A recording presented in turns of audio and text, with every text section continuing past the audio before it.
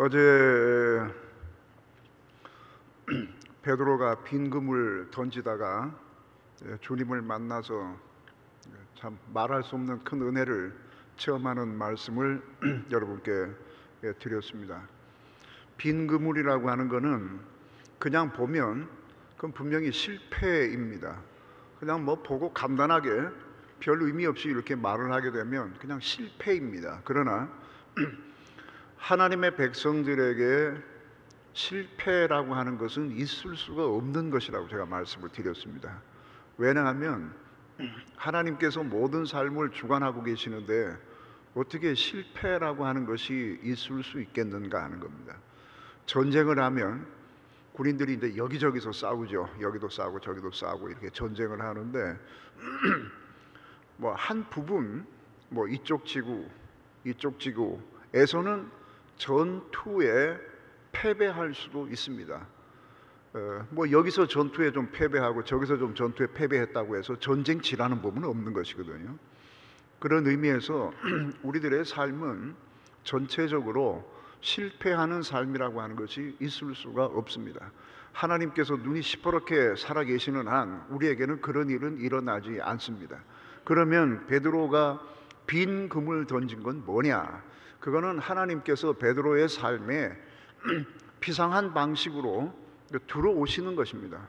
우리들의 삶에도 그런 일들이 많이 있습니다. 만약에 그런 일이 없었다면 우리는 우리 계획대로 그냥 살아가고 있었을 겁니다.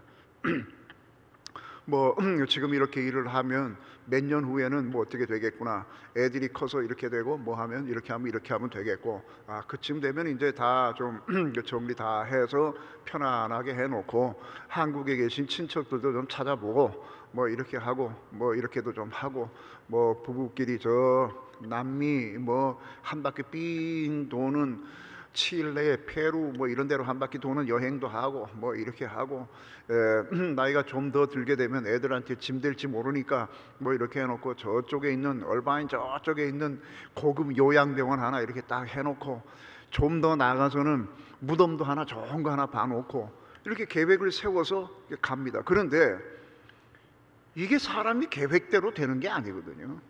우리들의 삶이 이렇게 계획을 세워놓고 나름대로 기도도 합니다. 하나님 평탄한 길 주옵소서 기도도 하는데 매일 평탄한 게 아닙니다. 갑자기 자기가 계획한 대로 되지 않아요. 갑자기 멈추어 서지 않을 수가 없고 돌아보지 않을 수가 없고 이것저것 살피지 않을 수가 없고 좌우를 둘러봐도 해답은 별로 없는 것 같고, 그래서 기어이 하나님을 바라봐야만 하는 이런 일들이 발생을 할 수 있다는 것입니다. 그런 거는 실패가 아닙니다. 실패처럼 보이는 것이지 실패가 아닙니다. 하나님은 그런 방식으로 우리의 삶에 들어오셔서 우리의 삶을 굉장히 복되게 만들어 놓습니다. 그 당시에는 그러한 삶이 이건 또 뭔 일인가, 자꾸 이럴 거면 예수 믿으면 뭐하나, 기도하면 뭐하나, 이런 생각이 자꾸 들고요. 주변에서 나 예수 믿는다고 이렇게 조롱하는 사람들이 그런 걸 가지고 자꾸 이렇게 좀 해요. 또 가까운 사람들도 이럽니다. 집사님이 예수 이렇게 잘 믿는 것처럼 이렇게 보이긴 하지만 보이지 아니하는 하나님과의 어떤 문제가 있나 봐. 그러니까 자꾸 이러지. 뭐 이렇게 약도 살살 올려가면서 이게 뭔가 그런 생각이 들 수가 있습니다. 그리고 아픈 추억이 자꾸 발생해요. 아픈 추억이 잊어버리고 싶은데 잊어버려지지 아니하는, 생각만 하면은 괜히 비참해지고 생각만 하면 괜히 막 화가 치밀어 오르는 이러한 일들이 자꾸 발생하거든요. 어떤 유명한 분이 그랬습니다. 우리들의 삶 속에서 3일만 어려움 없이 지내게 되면 우리는 고급 카펫 위를 뒹구는 돼지가 될 겁니다. 그렇게 말했습니다. 좀 말이 좀 거칠고 너무한 것 같긴 합니다만은 가만히 생각하면 그렇겠다 싶어요. 어려움 없이, 놀라는 일 없이, 아픔 없이 누가 하나님 앞에서 자신을 경건하게 만들 수 있겠는가? 편안하기만 하면 정말로 고급 카펫 위를 뒹구는 돼지가 될 가능성이 굉장히 높습니다. 하나님께서는 그것을 아시고 우리를 적절하게 다루어 가십니다. 요 얘기는 내일 아침에 내가 사망의 음침한 골짜기를 다닐지라도 해를 두려워하지 아니하며 하는 새벽기도 설교 때 말씀드릴 겁니다. 궁금하면 새벽에 와서 들으시길 바랍니다. 베드로에게 이렇게 어려움 속에서 예수 그리스도께서 굉장히 의미 있는 그러한 방식으로 베드로의 삶에 들어오셨습니다. 야단치러 오신 것도 아니고 예수님 저주하면서 배반했던 베드로, 다른 사람들보다 얘네들은 이거는 아무래도 좀 약하니까 어떻게 될지 모르겠습니다만은 저는 안 그렇습니다라고 이렇게 말을 했던 베드로가 예수님을 저주하면서 부인했습니다. 그리고 나서 예수님께서 제자들에게 나타나신 적도 있는데 베드로와 이렇게 오랜 동안 뭔가 이렇게 말씀 나누신 적은 없는 것 같아요. 그런데 여기에 나타나셨습니다. 베드로를 야단치려고 오신 것도 아니고 베드로를 비참하게 만들려고 오신 것도 아니고 베드로를 평가하려고 오신 것도 아니고 베드로에게 여전히 주님이 베드로를 얼마나 사랑하고 있는가, 얼마나 베드로를 인정해 주고 있는가 하는 것을 말씀하러 오셨습니다. 우리는 때로 하나님은 용서하셨는데 사람들이 용서하지 못하는 걸 봅니다. 하나님은 나를 다 용서하셨는데 나의 양심이 나를 용서하지 못하는 경우가 있습니다. 그래서 굉장히 괴로워합니다. 그리고 그것이 양심적인 것이고 기독교인들은 당연히 그래야 되는 것으로 생각을 합니다만은 여러분께서 어떻게 들으실지 모르겠습니다만은 저는 이렇게 말씀드리고 싶습니다. 여러분들의 양심의 소리보다 하나님의 음성을 더 크게 들으시기를 주의 이름으로 축원합니다. 하나님의 말씀 앞에는 아무리 양심의 소리라도 하나님 말씀보다 격이 낮습니다. 하나님의 말씀이 맞는 겁니다. 베드로는 이미 주님께서는 다 알고 용서하셨음에도 불구하고 베드로 자신은 자기 스스로를 용서하지 못했을 수도 있습니다. 빈 금을 던지면서 내가 그렇지 뭐 내가 어떻게 복을 받겠어, 나 같은 놈이 뭘 해서 뭐가 되겠어, 이런 생각을 했을지도 모릅니다. 안 잡히는 것이 당연한 것이라고 생각했을지도 모릅니다. 왜냐하면 그래야 양심이 조금 편하거든요. 그런데 주님께서 그 그물을 채우시고 숯불 위에 생선을 놓고 떡을 구워서 오라고 하고 그것을 먹으라고 말씀하십니다. 어제 저는 이것을 이 세상에서 가장 따뜻한 영접이라고 말씀을 드렸습니다.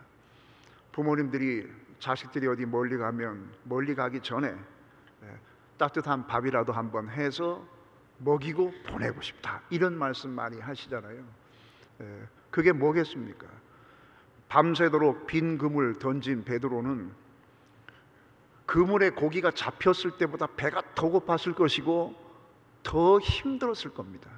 고기나 잘 잡히면 배가 덜 고플 수 있죠. 안 먹어도 배부를 수 있죠. 그런데 얼마나 영적으로 육적으로 지쳐 있었겠는가 생각을 할 때에 주님이 왜 숯불에다가 이렇게 해서 그들을 주시는가 알 것 같아요. 가장 따뜻한 영접. 그러나 그 속에 메시지가 있죠. 요한복음 18장에 가야바 법정에서 추워서 베드로가 이렇게 숯불을 쬐면서 예수님을 부인했던 바로 그 숯불, 흔한 것도 아닙니다. 로뎀나무 숯은 조금 흔할 수 있고 소위 콜이라고 하는 COAL이라고 하는 그런 그 석탄 같은 것은 그들에게 흔한 것일 수도 있습니다만은 안드라키아스라고 하는 안드라키안이라고 하는 이 참숯, 이것은 그들에게 굉장히 귀한 겁니다. 아무데나 있는 게 아닙니다. 그것을 보는 순간 베드로가 어땠겠나. 그러나 주님은 이렇게 말씀하시는 겁니다. 베드로야, 네가 일부러 그 아픈 기억을 꼭 잊어버릴 필요 없다. 저는 사실은 언제인지는 모르겠습니다만 얼마 전까지 아픈 기억들, 좋지 않은 기억들, 부끄러운 기억들을 어떻게든지 좀 잊어버려야 되는 거 아닌가 이런 생각을 했습니다. 그러나 한 번도 그 부끄러운 기억들을 잊어버리는 데 성공해 본 일이 없습니다. 잊고 싶은 것, 정말 좀 기억에서 사라져 버렸으면 좋겠다라고 하는 이 나쁜 기억들, 아픈 기억들 버리고 싶었습니다마는 지금까지 그대로 가지고 있습니다. 그리고 포기했습니다. 버린다고 버려지는 게 아니에요. 잊어버린다고 해서 잊어버려지는 것도 아니고요. 포기했습니다. 그냥 아픈 기억 가지고 살기로 했습니다. 기분 나쁜 기억, 생각만 하면 이런 데가 그냥 덜덜덜 떨리는 그런 기억도 있습니다. 생각만 하면 그냥 갑자기 밥맛이 확 없어지고 막 기도하다가도 막 그 생각만 하면 막 분통이 터져 죽겠는 그런 기억도 있습니다. 그런데 안 잊어버려져요. 숯불을 보여주시는 것이 뭐겠어요? 베드로가 잊고 싶었겠죠. 그거 좀 편안할 만하면 기억나서 괴롭히고, 애들하고 같이 뭐 맛있는 거 이렇게 먹고 야 뭐 큰 놈 보고 야 너 뭐 요즘에 뭐 공부 어떠냐 하고 이제 딱 이거 뭐 가족끼리 이렇게 참 야 이게 하나님이 주신 행복이네 그러고 앉아있는데 갑자기 그 생각이 또 휙 나면 또 불행해지고 이런 기억들이 있거든요. 여러분께서도 그런 기억이 있을지 모르겠습니다. 숯불만 보면 그냥 어쩔 줄 모르는 이러한 아픈 것이나 부끄러운 기억들 같은 거 있을 수 있습니다. 굳이 잊어버리려고 애쓰고 잊어버리려고 별별 짓을 다 할 필요가 없습니다. 그것이 은혜로 승화될 수가 있는 겁니다. 하나님의 사랑이 와 이렇게 큰 것인가. 내가 그 부끄러운 기억을 가지고 있습니다마는 그러나 그럼에도 불구하고 마치 전혀 그렇지 않았던 것처럼 부어주시는 하나님의 은혜가 있어요. 죄 많은 곳에 은혜가 넘쳤다고 하는 것처럼 부끄러운 기억을 잊어버리지 않아도 그냥 가지고 있어도 아픈 기억을 그냥 가지고 있어도 그럼에도 불구하고 하나님께서 주시는 은혜가 크고 놀랍게 되면 오히려 그것이 더 많은 은혜를 내 안에 불러들일 수가 있는 것입니다. 뭐 일부러 그냥 거짓말하고 안 그런 척하고 할 필요도 없어요. 일부러 가서 술 마시고 뭐 할 필요도 없어요. 그냥 하나님 저 참 부끄럽습니다. 그럼에도 불구하고 하나님께서 여전히 나를 붙잡고 계시는 것 정말 은혜가 아닐 수 없습니다. 여러분 하나님의 사랑을 어떤 사람은 이렇게 말합니다. 하나님께서 제 사랑하는 것 보면 진짜 하나님 끝내주는 분이야 이렇게 말합니다. 지가 지걸 생각을 해야지 어디다가 뭐 딴 데다가 하나님이 나를 용서하시는 것 보면 하나님이 나를 여전히 사랑하시는 것을 보면 하나님이 여전히 나를 인정하시는 것을 보면 하나님의 사랑은 정말로 끝이 없는 것이에요. 한두 번이라야지 한두 번. 여러분들은 20년 전에 회개했던 것 지금 회개 안 합니까? 저는 지금도 똑같은 거를 회개합니다. 어떨 때는 낯짝이 없어가지고 회개를 못 하겠어요. 낯짝이 없어서 어떻게 똑같은 걸 이렇게 오랫동안 그것도 3번도 아니고 7번도 아니고 70번씩 7번을 이렇게 할 수가 있나.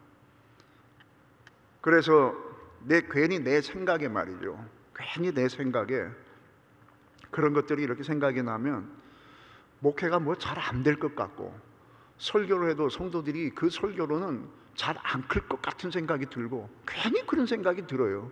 그런데 그럼에도 불구하고 여전히 마치 아무 일도 없었다는 것처럼 하나님께서 처음에 주셨던 그 은혜보다 더 복된 은혜를 주고 계십니다. 여러분도 마찬가지일 겁니다.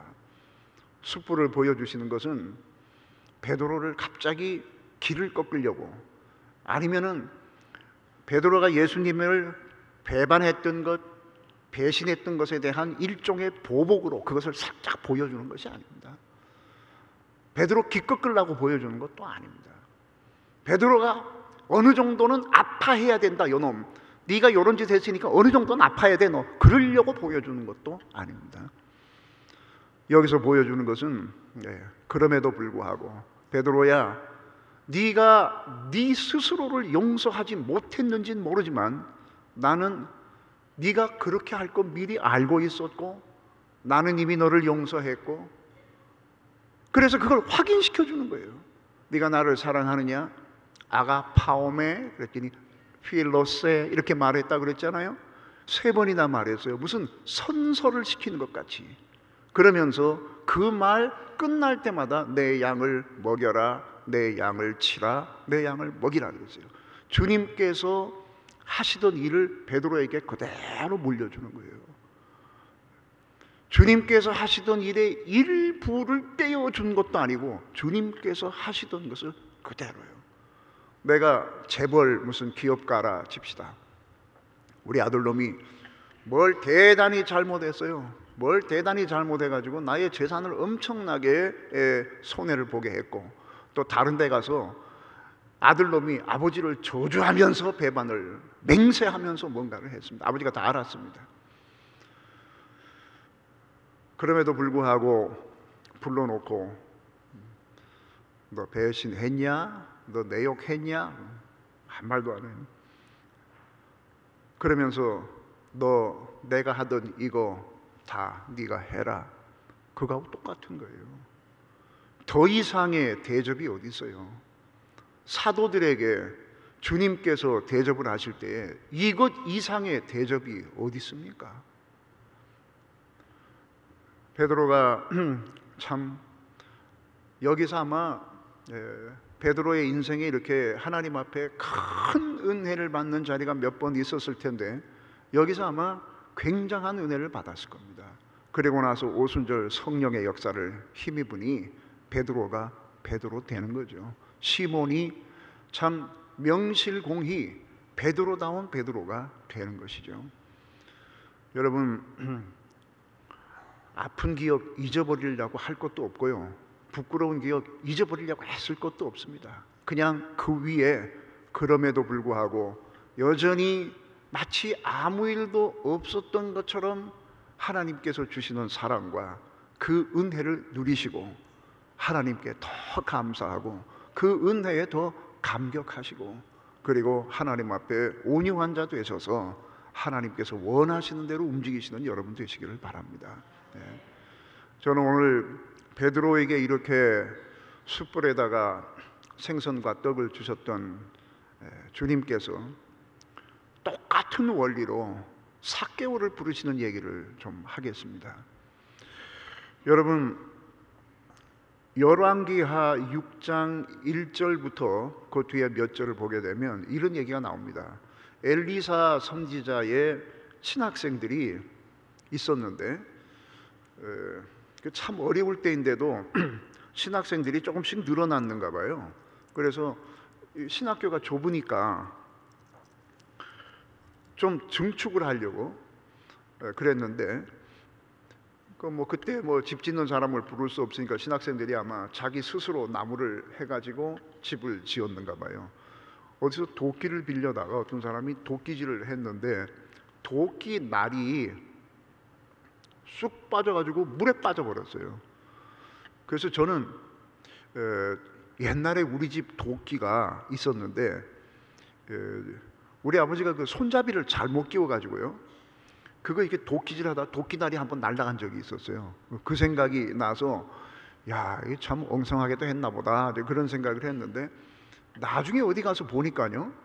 이 당시에 그 도끼가 보이는데 지금 도끼는 이게 도끼날이 이렇게 있으면 가운데 구멍이 있어서 손잡이가 거기 이렇게 끼워져 있지 않습니까? 그리고 위가 더 굵고 아래가 가늘게 돼 있어서 위에서 이렇게 콱 꼽아서 요즘 도끼는 도끼질 해도 도끼날이 픽 나가고 이러지 않습니다. 그런데 그때 도끼를 보니까요 나무에다가 쇳덩어리 이렇게 삐쭉한 거고 낫같이 생긴 거를 칡같이 생긴 걸로 묶었더라고요. 그거를. 그러니 이거를 도끼질을 할 때에 그거를 다시 이제 꽁꽁꽁꽁꽁꽁 팍 이렇게 해서 잘해서 하면 좋은데 이 도끼질을 해놓고 도끼질 하다 보면 약간 느슨해질 거 아니겠어요? 잡아맨 거니까. 그런데 그냥 뒀다가 관리 안 하고 그냥 뒀다가 그 다음에 도끼질 이렇게 하다 보면 뚝 빠지겠더라고요. 그게 한 몇 번 하면 그렇게 되겠더라고요. 도끼 날이 물속으로 쑥 빠졌어요. 여러분, 저 율법에 남에게 빌려온 것은 그대로 줘야 되는 거 아시죠? 만약에 빌려온 것인데 여기에다 어떤 흠집이 있게 되면 그 배상해야 됩니다. 그러니까 이 도끼질을 하던 신학생 한 사람이 엘리사에게 이렇게, 도끼가 물에 빠졌습니다. 이것은 빌려온 것입니다. 이렇게 말을 해요. 물어주면 되는 거지 뭐 그걸 가지고 하고 절망적인 뭐 이런 부르짖음을 근데 그 당시엔 그게 아니었어요. 빌려온 거니까 그걸 찾아야 되는 겁니다. 엘리사가 어디 떨어졌냐 물었더니 저쯤에 떨어졌다고. 그랬더니 나무를 하나 꺾어 던지니까 도끼가 떠올랐다 그래요. 세상에 쇳덩어리가 물속에 빠진 쇳덩어리가 어떻게 떠오릅니까? 그런데 하나님의 나라에는 이런 일이 있어요. 그렇게 될 수가 있어요. 잃어버린 것, 그 잃어버려서 이제는 끝난 것, 다시 찾을 수 있는 확률이 세상에서는 제로예요. 없어요. 그런데도 하나님께서 그것을 다시 되찾게 하실 수가 있습니다. 하나님의 세계에서는 그런 일들이 일어납니다. 우리들의 영적 세계에서는 그런 일들이 일어납니다. 이 놀라운 하나님, 잃어버린 것들을 다시 되찾게 하시는, 정말 상상도 할 수 없는 이러한 하나님의 은혜가 임하는 것에 대해서 오늘 말씀을 드리겠습니다. 이러한 말씀이 여러분들의 마음속에 은혜 위에 은혜가 더해지고 하나님만 생각하면 그냥 가슴이 벅찬 이러한 성도가 될 수 있도록 만들어 주시기를 주의 이름으로 축원합니다. 삭개오가 세리인 것, 이건 뭐 우리가 다 알고 있는 겁니다. 유년주일 학교 아이들도 삭개오 노래도 있고 해서 이거 다 압니다. 그 당시에 세리가 어떤 정도의 대우를 받았는지는 뭐 여러분 잘 아실 겁니다. 세리 얘기가 나오면 꼭 죄인 얘기가 같이 나와요. 세리와 죄인, 이게 같이 붙어 다녀요. 죄인이라고 하는 것은 주로 창녀, 뭐 도둑질했던 놈들, 뭐 이런 것들, 이렇게 막 이 불량배, 그냥 인간 잡종들을 이렇게 섞어 놓은 것을 말하는 겁니다. 그런데 세리는 그런 정도로 취급을 받았습니다. 왜 그러냐? 뭐 여러분께서 많이 들으셨겠습니다만은 로마의 그 세금을 걷는 방법이 이들을 이렇게 만드는 겁니다. 로마에서 각 식민지의 지역을 나누어서 할당을 줘요. 어디에서는 1년에 얼마, 어디에서는 1년에 얼마 가져와, 이렇게 해서 그 세금으로 이제 로마 귀족들은 날마다 사우나하고 이러고서 이제 노는 거죠. 파티하고. 그런데 이 세금을 걷는 방식이 각 지역을 정해주면은요, 그 로마에서 지역을 정해준 그 지역의 장은 주로 로마 사람이랍니다. 그거를 센서, CENSOR 그렇게 말하더군요. 그 로마 사람이 그리고 이제 책임자가 되고, 그 아래 또 이제 구역을 또 여러 개 나누죠. 그런데 대부분 그 아래에 그 세금 징수하는 사람들도 로마 출신들이 많다 그래요. 로마 시민권을 가지고 있는 사람들이나 이런 사람들이 있다 그러는데, 가끔 가다가 현지인이 출세를 해서 지금 삭개오처럼 여리고라고 하는 이 무역도시, 이거 뭐 교통의 요지거든요. 여리고의 세리장 이렇게 되는 수가 있다는 겁니다. 그리고 이제 그 밑에 또 한 단계가 있고, 그 밑에 실제로 이제 징수하러 컬렉트하고 다니는 이런 사람들이 그 밑에 또 있는 거죠. 근데 이 사람들이 이제 주로 세금을 거두게 되면 세금 자체가 많을 뿐만 아니라, 예를 들어서 기름을 짜면 기름은 세금이 2분의 1이래요. 그 요세퍼스라고 하는 사람이 그렇게 썼다고 그럽니다. 저희들이 신학교 다닐 때에 그 예레미야라고 하는 사람이 예수님 당시에 유대의 그 풍습이라든가 관습이라든가 이런 것에 굉장히 정통한 그런 학자거든요. 그 사람의 책에 그렇게 되어 있습니다. 기름은 2분의 1이고 뭐 보리, 밀 이런 곡물들은 5분의 1이 세금으로 나가야 되고, 그리고 정확한 것은 아닙니다만은 그런 설이 있다 그러는데, 어떤 설이 있는가 하면은 AD 70년에 예루살렘이 로마군에 의해서 완전히 다 그냥 막 막 폐허가 돼 버립니다. 다 그냥 예루살렘 성이 다 무너져 버렸습니다. 로마의 타이투스라고 하는 장군이 와가지고 막 확 다 쓸어버렸어요. 그랬을 때에 그 이유가 여러 가지가 이렇게 복합적이겠습니다만은 그 이유 중에 하나가 세금을 로마에 바치는 것을 유대가 거부를 했습니다. 아예 뭐 유대적으로 거부를 해버려가지고 그렇게 해서 정벌을 하러 왔다고 하는 그런 의견도 있다고 합니다. 그리고 만약에 이 얼바인 지역에 1년에 뭐 1000달란트를 거둬와라 그러면은 세리들이 1000달란트만 걷어서 갖다 바치는 것이 아니라 제주껏 1200달란트 정도를 거두어 가지고 200달란트는 자기가 갖는 거예요. 그게 불법이 아니고 그래도 되는 겁니다. 자기가 갖고 1000달러만 로마에 입금을 시키면 되는 거죠. 그러니까 이런 그 여리고 세리장 정도 되면 여리고 세리장이 세금을 이렇게 물릴 수가 있어요. 지나갈 때 돈 한 번 내고, 자전거 탈 때 자전거 도로 하는 거 돈 한 번 내고, 뭐 여기 갈 때 여기 돈 내고, 뭐 짜장면 먹으면 짜장면에 세금 내고, 뭐 이런 식으로 계속 붙이는 거죠. 그런데 하여간 이 세금은 어떤 곳이 되었든 세금 저는 조금밖에 안 내서 고맙습니다 그런 나라는 없습니다. 다 세금 많이 낸다 그러죠. 미국도 세금 굉장히 많잖아요. 한국도 굉장히 많아지고 있습니다. 이래서 이제 굉장히 싫어하는데, 이 삭개오 같은 사람은 삭개오라고 하는 이름 자체가 유대식 이름이거든요. 그러니까 유대인인 게 분명합니다. 순결한 자라고 하는 그런 뜻으로 유대인인 것이 분명합니다. 그러니까 유대인으로서 유대인들의 피를 빨아먹는 이런 그 세리를 하고 있으니까 사람들이 다 싫어하는 거죠. 이 사람들은 암살 위협을 굉장히 많이 받았다 그럽니다. 여러분들 저 바울이 나중에 로마로 이렇게 잡혀갈 때쯤에, 그래서 로마를 가지 않습니까? 그때쯤에 바울을 죽이기 전에는 물도 안 먹겠다라고 맹세한 40명의 암살단이 있었다는 거 사도행전에서 보신 적 있죠? 유대인들은 그렇습니다. 그래서 칼을 이렇게 딱 숨겨가지고 다니다가 민족적 반역자가 있으면 어두컴컴한 데서 죽이는 것이 아니라 대낮에 사람들이 많이 모인 곳에서 일부러 난도질을 해서 죽여버리는 거예요. 그렇게 해서 자기 민족들에게 뭔가 이렇게 경종을 울리는 이런 겁니다. 그러니까 이 세리 이런 사람들은 항상 암살 위협을 당하고 있어요. 심지어는 걸어가는데 갑자기 어디서 날라왔는지 모르는 돌멩이가 골목 같은 데 숨어가지고 있다가 저 더러운 놈 그러고 던지는 거죠. 이런 대접을 받아야 되는 것이 세리입니다. 유대인으로서 이 사람도 어렸을 때에 회당에서 뭔가 교육을 받았을 거예요. 뭐 전혀 안 받지는 않았을 거 아니겠습니까?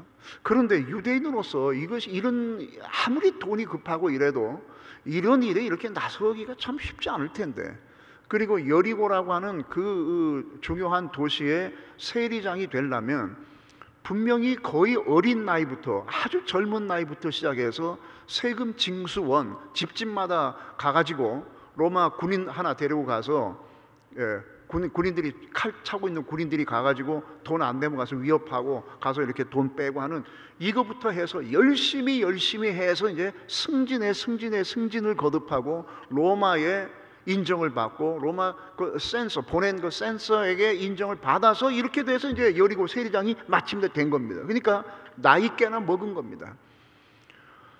유대인인데 누가 이것을 갑자기 이 세리의 경력도 없는 사람을 누가 세리장에다 올리겠어요? 그러니까 차근차근 밟아간 겁니다. 그러니까 세리장이 되는 과정 속에서 이 사람은 굉장히 많은 것을 잃었을 겁니다. 얼마나 많은 조롱을 당했으며, 친구들 다 국민학교 동창, 중학교 동창, 너 요새 세리한다며? 뭐 목구녕이 포도청이라. 그 다음부터 만나지도 않는 거죠. 친척들도 자기 나라 하나님의 일을 모독한다고 해서 이 사람 따돌리고 이러는 사람이 되는 겁니다.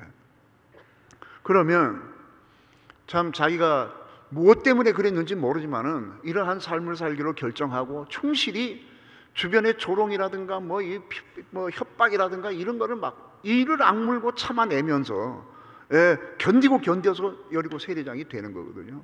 눈물 깨나 뺐을 겁니다. 그러면 이렇게 사람들에게 지탄받는, 그리고 자신의 양심의 가책을 받는, 자기 양심으로부터 전혀 자유로울 수가 없는 이런 일을 왜 이렇게 하는가? 왜 이렇게 했는가? 이렇게 해서 자기가 원하는 것을 얻은 것이 분명해요. 여리고의 세리장 정도 되면 뭐 부를 상당히 쌓았을 겁니다. 그게 자기가 원하던 것. 이 원하는 것은 얻긴 했지만 그게 무슨 의미가 있느냐는 거죠. 여러분, 로마서 5장 5절에 보면 이런 말씀이 있습니다. 하나님께서 환난을 주시면은 그것이 연단이 인내를, 그리고 연단이 소망을 이루는 줄 우리가 아미로다 그랬어요. 하나님께서 주시는 이러한 환난은 반드시 우리에게 소망의 사람이 되게끔 그런 역사를 하신다, 이런 뜻인데, 그래놓고 그 바로 다음에 이러한 소망은 우리를 부끄럽게 하지 않는다라고 말했습니다. 그 말은 곧 무엇을 말하는 겁니까? 어떤 소망은 우리를 부끄럽게 할 수 있다는 뜻입니다. 소망이 나를 부끄럽게 한다고 하는 것은 어떤 것이겠습니까? 있는 줄 알고 정말 믿고 믿습니다 분명히 될 줄로 믿습니다 그랬는데 가서 뚜껑을 딱 열어보니까 아무것도 없는 경우고, 그런 게 얼마나 많습니까? 헛된 믿음을 가지고 있는 사람들은요, 나중에 가서 보세요. 뚜껑 열면 아무것도 없어요. 그 소망이 자기를 부끄럽게 할 겁니다. 이런 경우도 있고, 또 하나는 자기가 소원하던 바를 이루긴 이루었는데 아무런 의미가 없는 거예요. 이루어 놓고 보니까 아무런 의미가 없는 거예요. 어떤 사람이 이민 와가지고 처음에 지질이 고생을 했어요. 샌드위치 가게에서 700불씩 받고 그냥 애를 먹고 그냥 그렇게 해가지고 막 그렇게 해서 교회를 다녔는데, 교회에서 뭐 이런 구역 모임이라든가 이렇게 해서 누구네 집 가면은 너무너무 좋은 거예요. 근데 뭐 그렇게 사는 사람이 지금 갑자기 100만 불짜리 집을 보면서 주여 하고 그런 거 목적을 하지 않습니다. 아파트 그냥 투베드룸이나 그냥 어떻게 좀 아버지 투베드룸 하다가 투베드룸이 생겼는데 화장실이 하나밖에 없는 투베드룸이에요. 근데 애들이 한 둘이 있는데 이게 크다 보니까, 남자 여자 이렇게 크다 보니까 화장실 하나가 불편해 죽겠는 거예요. 다른 집에 가면은 투베드룸인데도 화장실이 2개짜리가 있어요. 또 기도했어요. 아버지, 같은 투베드룸이라도 좀 화장실 2개 뭐 이렇게 좀 그런 거 하다가 마침내 뭐가 좀 돼서 화장실 2개짜리를 얻었어요. 그 다음엔 또 무슨 꿈이 생기느냐, 하우스가 또 뒤에 수영장 있는 게 이게 또 눈에 들어와요. 그래서 또 기도하고 열심히 하고 새벽 기도도 나오고 만나는 사람마다 권사님 기도해 주세요 하고 뭐 이렇게 해서 기어이 수영장 있는 걸 하나 하겠다 했어요. 화장실이 3개예요. 그런데 그쯤 되고 보니까 나이가 60이 거의 다 돼가는 거예요. 애들이 커가지고 대학 간다고 동부로 가고 어디로 가고 다 집을 떠나가지고 그냥 이렇게 별로 능력 없는 남편하고 아내 둘이만 그 넓은 집에 떨렁하고 있어요. 청소하기도 어려워 죽겠는 집에 떡 앉아있어요. 가만히 생각을 하니까 자신의 청춘이 말이죠, 50 넘긴 나이까지 뭐 했나 봤더니 화장실 숫자 늘렸더래요. 화장실 숫자. 물론 그것도 참 없이 와가지고 고생해서 그렇게 이루어 놓으면 훌륭한 겁니다, 어떤 의미에서는. 그러나 그게 무슨 의미가 있냐는 거예요. 의미를 따질 때는 별 의미가 없어요. 나만 장군, 아람의 군대 장관이었다 그래요. 아람의 군대 장관이면은 왕 바로 다음인 겁니다. 그 아람 제국의, 그 큰 아람 제국의 권세를 다 잡고 있는 사람이에요. 권세가 있으니까 재력도 있을 것이고 그래요. 그런데 어느 날 갑자기 이상한 거예요. 봤더니 나병이 생겼어요. 나병이 생겼는데 시간이 가면 드러날 거 아니겠습니까? 점점 달라질 거 아니겠습니까? 이제 집안 사람이 알게 됐어요. 이제 조금 있으면은 온 나라가 다 알게 될 겁니다. 집안 사람이 알게 됐는데 이렇게 종으로 부리는 조그마한 유대인 여자애가 엘리사 얘기를 해서 엘리사 찾아가지 않습니까? 그리고 이제 병 고쳤잖아요. 나만 장군 아람 제국의 제2인자면 뭐하고, 돈 많으면 뭐합니까? 나병이 생겨서 이제 소문나면은 그 사람은 격리돼야 돼요. 가족들하고도 못 있고 자기 부하들하고도 못 있어요. 저쪽 격리돼가지고 따로 살아야 돼요. 무슨 의미가 있냐고 이게. 이런 것을 소망이 부끄럽게 한다고 말하는 겁니다. 뭐 소망을 가지고 뭐 정말 앞도 안 보고 뒤도 안 보고 옆도 안 보고 누가 욕을 하든지 말든지 그냥 사람들이 뭐 매국노라고 하든지 말든지 그래 난 매국노다, 아 그래 난 무시해도 좋다, 그래 자기만 그런 것이 아니라 만약에 이 사람이 결혼을 했다면 이 사람 자식들은 또 어떻게 되는 거예요? 이 사람 자식들 지금 한국에는 친일파 재산 이렇게 다시 찾는 것을 하거든요. 뭐 대학 교수로 잘 나가고 있는데 어떻게 해가지고 뭐 조사를 해봤더니 친일파 자손이다 이러면은요 얼굴도 못 들고 다녀요. 그게 벌써 언젠데. 친일파 자식들 벌써 2대 3대째가 됐는데도 그 딱지가 붙어 있는데, 세리의 자식들 얘들이 학교 가가지고 애들하고 같이 놀기나 하겠어요? 뭐 결혼했는지 안 했는지 모르겠습니다만 그냥 보통 사람은 다 그렇게 하니까요. 학교 가서 이 애들이 저 하겠어요? 선생님이 너희 아버지 뭐 하시냐고.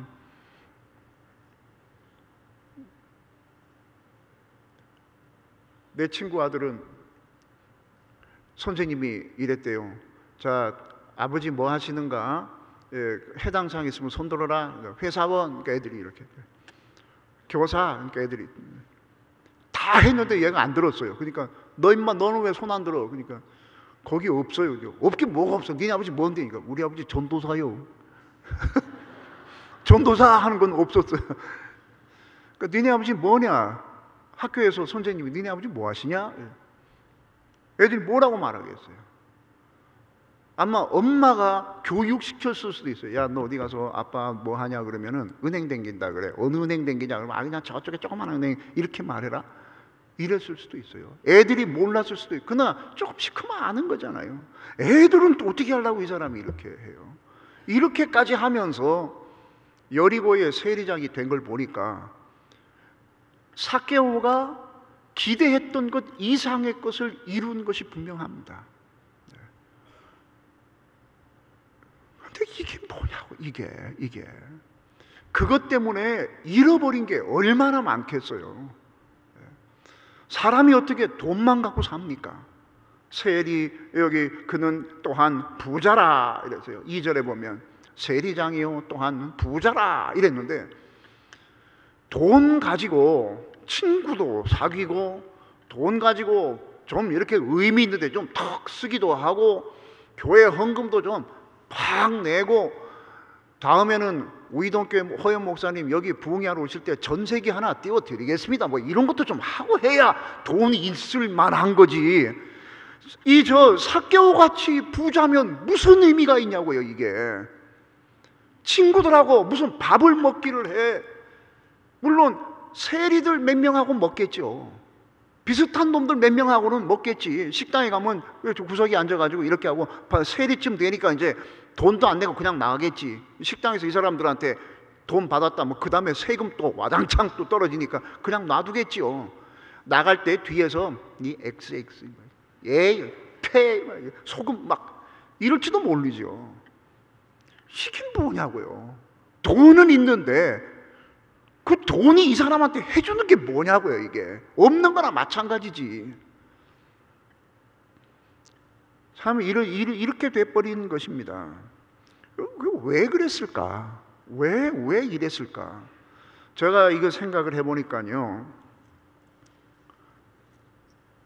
제가 이거 언젠가 이 설교를 한번 하려고 이렇게 생각을 하다가, 왜 그랬을까? 삭개오가 왜 이렇게까지 이렇게 많은 것을 잃어야 되는데도 이것을 이렇게 고집했을까? 그래서 저 아는 사람, 교회에 이렇게 가끔 이렇게 저하고 이렇게 얘기 좀 잘 하고 하는 사람한테 내가 물어봤어요. 집사님, 삭개오가 왜 그랬을까? 그랬더니 뭐라고 그러냐면, 그냥 어떻게 살다 보니까 그렇게 됐겠죠. 그래요. 그 말이 그렇게 말하면 내가 괜히 물어봤는데 이런 생각을 해야 되는데, 그 말이 맞을 것 같기도 해요. 왜냐하면은 웬만한 사람들은 어디에 이렇게 뭐가 있고 어디에 이렇게 가 있고 뭐 이렇게 하면 거기 왜 그랬냐 보니 그렇게 물어보면 그냥 어떻게 살다 보니까 그렇게 된 경우가 많아요. 여러분들 저 부부간에 대화를 할 때나 자녀들하고 대화를 할 때에 하지 말아야 되는 말이 있습니다. 그 중에 하나가 뭐냐면 왜라고 하는 말입니다. 왜. 제가 어릴 때 아버지가 뭘 가지고 오라고 그래서 그릇에 담아가지고 뭘 가다가 떨어뜨려서 와장창 다 깼어요. 그러니까 우리 어머니가 빗자루를 딱 때리니 그거 왜 깨노? 왜 깨노 그거? 그래서 이거 막 때리는 거예요. 왜 깨냐고? 왜 깼냐고? 내가 알아 왜 깼는지 그걸. 나도 좀 알았으면 좋겠어요. 니는 와 그래 공부를 안 하고 그래 돌아댕기노? 나도 왜 그런지 내 마음을 모르겠어요. 남편이 자꾸만 늦게 들어와. 당신 왜 이렇게 늦게 들어와? 나도 내 마음을 모르겠어. 내가 왜 이러는지 몰라요 잘. 그러니까 왜라고 물어보면 거기에 대해서 대답할 말이 별로 없습니다. 그러니까 부부간에 대화를 하려고 시작을 하면서 얘기 좀 해. 왜 이러는 거야 도대체? 내가 왜 이러는지 몰라. 이렇게 되는 거예요. 그러면 그 말은 대화를 하지 말자는 얘기예요. 싸우자는 얘기예요. 그렇게 물어보면 안 돼요. 그러니까 삭개오가 왜 이렇게 됐을까? 물어보면 삭개오야 너 왜 이렇게 됐니? 내가 왜 이렇게 됐는지 몰라. 이러는 경우냐? 분명히 아닙니다. 이거는 분명히 어떻게 살다 보니까 이렇게 된 것이 아니라 굉장히 의도적인 것입니다. 또 레미제라블 같은 데 나오는 장발장, 이 사람은 빵을 훔쳤잖아요. 이거는 그래도 좀 동정이 간다고. 배가 얼마나 고팠으면 그랬겠나. 뭐 이게 동정이 가죠. 그런 거하고 또 다른 거예요. 이거는 왜 그랬을까? 왜 그랬을까? 분명히 이 사람은 자기가 이렇게 생각을 한 겁니다. 내가 나를 이 세상에서 실현할 수 있는 유일한 방법은 돈이야. 이렇게 생각한 겁니다. 그래서 이를 악물고 이렇게 하는 겁니다. 내가 나를 실현시킬 수 있는 방법은 오직 돈이야. 누가 뭐라고 해도, 누가 비웃어도, 누가 나한테 돌멩이를 던져도 참고 난 내 뜻 이루겠어. 이렇게 한 사람입니다.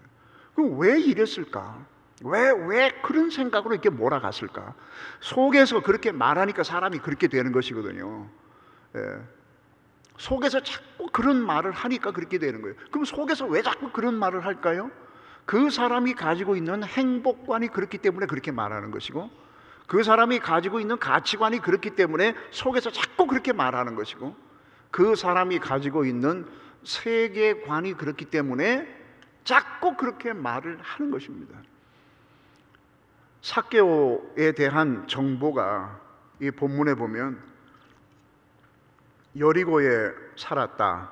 그리고 여리고의 세리장이다.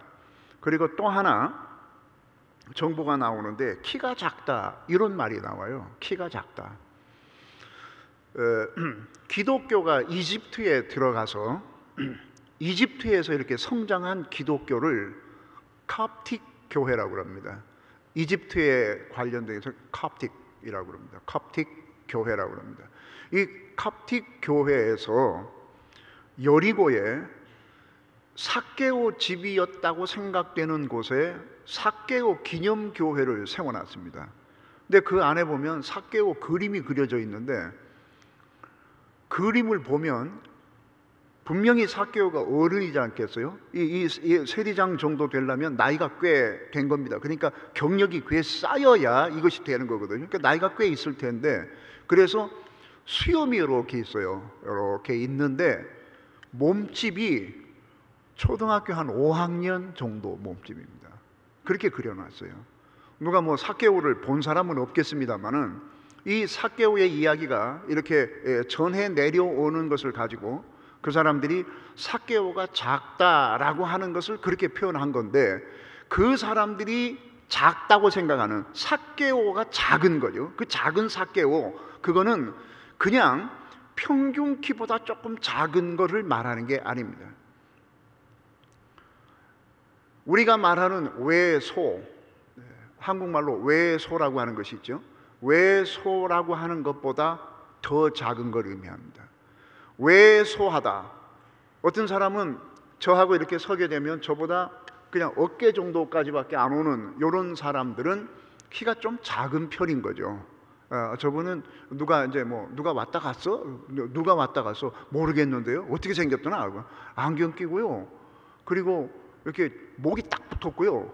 그리고 키가 좀 작아요. 글쎄 키가 뭐 얼마나 되는데 목사님보다 한참 작아요. 그러면은 좀 많이 작은 거죠.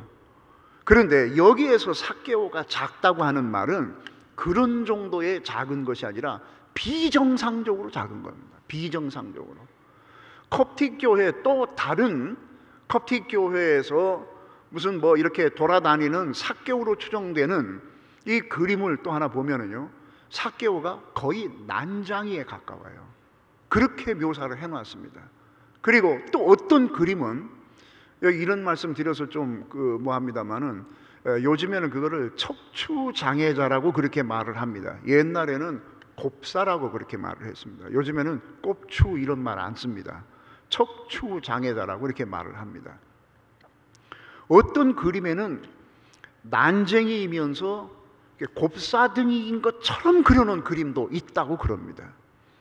그러니까 어떤 것이 맞는지 모르겠습니다만은 여기에 삭개오가 키가 작다라고 하는 것은 그냥 평균 키보다 좀 작고 그냥 남자로서 좀 작은, 좀 그런 정도가 아니라 비정상적으로 작은 사람을 의미하는 겁니다. 이런 것을 가지고 몇 가지를 추정해 볼 때에 삭개오가 자기가 가지고 태어난 여러 가지 조건과 그 당시의 사회 여건, 이런 것 속에서 남한테 함부로 취급받지 않고 남한테 무시당하지 않고 기왕 태어난 삶을 말이죠, 이런 식으로 이렇게 손가락질 받고 비웃음 받고 이런 식의 삶을 살기가 싫은 거였죠. 그렇다면은 이 사람이 할 수 있는 게 뭐냐는 거예요. 할 수 있는 게 갑자기 뭐 운동을 해가지고 알통을 이렇게 키운다? 더 웃기겠죠. 더 웃기겠지. 만약에 거의 난장이의 곱사등이 같은 것이 맞다면 그 사람이 자신의 이 몸에 어떤 핸디캡을 조금 더 어떻게 좀 이렇게 하기 위해서 운동을 해서 막 근육을 키웠다. 더 웃기는 거죠, 이거는. 그리고 이러한 사람들에게 무슨 교육의 기회가 주어져서 이 사람들이 사회적으로 출세할 수 있느냐? 아닙니다. 이 사람은 흠이 있는 사람입니다. 흠이 있는 사람은 사회의 어떤 존경받는 계층에 올라갈 수가 없습니다. 그러니까 이 사람은 가만히 생각해 볼 때에 자기가 자신을 좀 실현하면서, 아무리 내가 이런 가지고 있는 것이 없는 타고나면서부터 어느 정도 그 루저로 태어났지만 그래도 자기가 자신의 삶을 좀 어떻게 살 수 있는 방법은 돈이다. 이 악물고 이렇게 한 것이다. 이렇게 생각할 수가 있습니다. 그러면 그게 뭐가 나쁘냐? 뭐 그렇게라도 하니까 얼마나 열심히 산 겁니까? 이 사람은 세상과 맞서서 그냥 항상 이렇게 구석에 처박혀가지고 징징 울면서 사람들의 놀림감이나 되고 이렇게 사는 것이 아니라 정말로 뭔가 적극적으로 지금 사는 거잖아요. 그럼 뭐가 나쁘냐 이게? 이 사람은 나쁘다기보다는요, 세상을 잘못 봤습니다. 뭔가를 잘못 알고 있는 것입니다. 혹시 여러분께서도 이 세상을 뭔가 잘못 알고 계시면 오늘 그것이 고쳐지는 하나님의 은혜의 역사가 있기를 주의 이름으로 축원합니다. 지금 제가 드리는 이 말은 미국에 이렇게 어릴 때 여기 오신 분들에게는 조금 어려운 말인데 좀 풀어서 설명을 하겠습니다. 보통 사람들은 이 세상에 세 가지 원리가 있다고 생각을 합니다. 첫째는 약육강식의 원리가 있다고 생각합니다. 약육강식이라고 하는 것은 강한 놈이 약한 놈을 잡아먹는다는 거예요. 약한 놈은 강한 놈한테 잡혀 먹힌다는 거예요. 그러니까 잡혀 먹지 않기 위해서는 자기가 자기를 강하게 해야 되는데, 삭개오가 자기를 강하게 할 수 있는 방법은 돈밖에 없는 거예요. 이 세상에서 누가 이렇게 루저로 살고 싶겠어요? 이 태어난 사람이 누가 그렇게 하고 싶겠어요? 그리고 누가 강한 사람한테 잡혀 먹겠어요? 누가 그걸 원하겠어요? 남자로 태어나가지고 누가 나한테 이래라 저래라고 뭐 이리 와 그러면 이리 가고 저리 가 그럼 저리 가고, 누가 그런 삶을 살고 싶겠냐고요. 무슨 동물원의 원숭이도 아니고 내가 왜 그런 삶을 살아야 됩니까? 그러니까 자기가 약하니까 강한 자가 잡아먹을 수도 있어요. 안 먹히려면 자기도 나름대로의 강해져야 되는데, 강해지는 방식이 삭개오의 입장에선 돈밖에 없는 거죠. 또 하나의 원리가 있습니다. 우승열패 그러는 말이 있어요. 우라고 하는 것은 우수하다 말이고요. 열이라고 하는 것은 열등하다는 말입니다. 그래서 우수한 사람은 승리하고 열등한 사람은 패배한다, 그런 원리가 있습니다. 우리가 이 세상을 가만히 보면 약육강식, 그것도 맞아요. 세상은 그래요. 강한 놈이 약한 놈 잡아먹고 살아요. 약하면 잡아먹혀요. 세상이 그래요. 우승열패도 맞아요. 우수한 사람은 잘 되고요, 열등한 사람은 잘 안 되게 돼 있어요. 벌써 고등학교 때부터 딱 나타나요. 대학 들어가면 딱 나타나요. 상위 몇 프로, 이것은 거의 대학에서 거의 다 결정돼요. 이러한 세상에서 그럼 내가 열등한 사람으로 늘 패배한 자리에서 살고 싶은데 그런 사람이 어디 있어요? 그러니까 자기 나름대로 내가 다른 방면으로 우수하진 않지만 다른 방면으로 우수한 사람 못지않게 그 사람과 동등한 어떤 위치를 차지하려면 나는 돈밖에 없다, 이렇게 결론을 내린 것으로 생각이 됩니다. 또 하나는 적자생존이라고 하는 겁니다. 적응하는 사람은 생존하는 것이다. 생존했기 때문에 적응한 것인지는 모르지만은 적응을 잘해야 생존한다. 그래서 우리는 이 세상에서 태어나서 학교에 가서 학교에 공부를 하고 이렇게 하면서 반 친구들과 어울려서 이렇게 사회생활을 하면서 저절로 이런 것을 배워요. 그래서 때로는 용감해야 되는 때가 있지만 때로는 어느 정도 비겁해야 되는 때가 있는 걸 알아요. 왜냐하면 그게 적응이기 때문에 그렇다는 거예요. 적응하는 사람은 사는데 적응하지 못하면 그냥 다 이렇게 밀려나는 거예요. 도태된다고 이렇게 말을 하는 것입니다. 그러니 이 세상에서 삭개오 같은 사람이 다른 방식으로 뭔가를 할 방법이 없는 거죠. 그러니까 돈. 이래서 이렇게 자신의 양심의 소리도 다 그냥 묻어버리고 자식들이 앞으로 어떻게 될까 이런 것도 고민했겠습니다만 전부 다 묻어버리고 그냥 돈 해서 성공한 거죠. 그런데 그게 뭐가 잘못이냐라고 계속 제가 지금 질문을 던지는 거거든요. 이 사람이 모르는 것이 하나가 있습니다. 뭐냐면은 세상 사람은 전혀 모르고 있고요, 저와 여러분은 어느 정도 아는 것을 이 삭개오는 지금 모르고 있는 겁니다. 이 세상은 우리가 보는 이 세상이 있습니다만은 이 세상에는 하나님께서 예수 그리스도를 통해서 이미 도래한 하나님의 나라가 이루어져 있습니다. 이거를 신학자들은 already, 이미 왔고 not yet, 아직은 이루어지지 않았다, 이렇게 말을 합니다. already but not yet 이렇게 말합니다. 하나님의 나라가 지금 그렇게 임했다는 겁니다. 어떻게 아냐? 주님께서 그런 말씀을 얼마나 많이 하셨는지 몰라요. 주님께서 말씀하셨어요. 기적을 베풀고 병자를 고치고 하니까 바리새인들이 저 사람 저 바알세불 귀신 들린 거 아니야? 라고 말했습니다. 그랬더니 예수님께서 뭐라고 말해요? 성령의 능력으로 여기에서 귀신을 쫓아내는 것이면 하나님의 나라가 이미 임하였느니라 라고 말씀하셨어요. 거기에 예수님은 already까지는 안 하셨어요. 그런데 성경의 내용을 보면 학자들의 말이 맞아요. 이미 왔고 아직은 완성되지를 않았어요. 어린아이가 태어났습니다. 갓난아기가 요만하게 태어났습니다. 그러면 그 갓난아이가 10분의 1 인간입니까? 아닙니다. 그냥 완벽한 인간입니다. 그러나 아직 더 성장해야 하는 인간입니다. 요만한 어린아이라고 해서 20분의 1 인간이 아닙니다. 부분적으로 인간이 아닙니다. 그냥 인간입니다. 이미 인간입니다. 아직 완성되지 아니하는 인간입니다.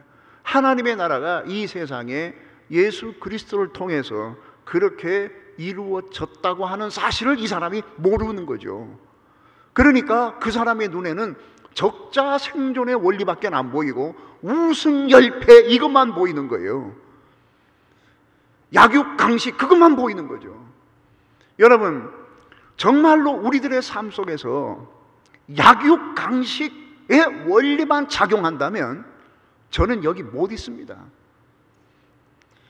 골리앗하고 다윗을 한번 얘기해 봅시다. 골리앗하고 다윗이 싸우면 누가 이겨야 됩니까? 누가 강이고 누가 약입니까? 당연히 골리앗이 강입니다. 약육강식의 원리만 이 사회상에 적용되고 있다면은 다윗이 물맷돌 안만 던져봐야 골리앗이 주먹으로 한 방만 쳐도 죽는 겁니다. 그래야 그게 되는 겁니다. 그게 세상의 원리로 말하면 다윗이 져야 되는 겁니다. 그런데 우리가 너무도 잘 알고 있는 것처럼 다윗이 이겼습니다. 이건 뭘 말하는 겁니까?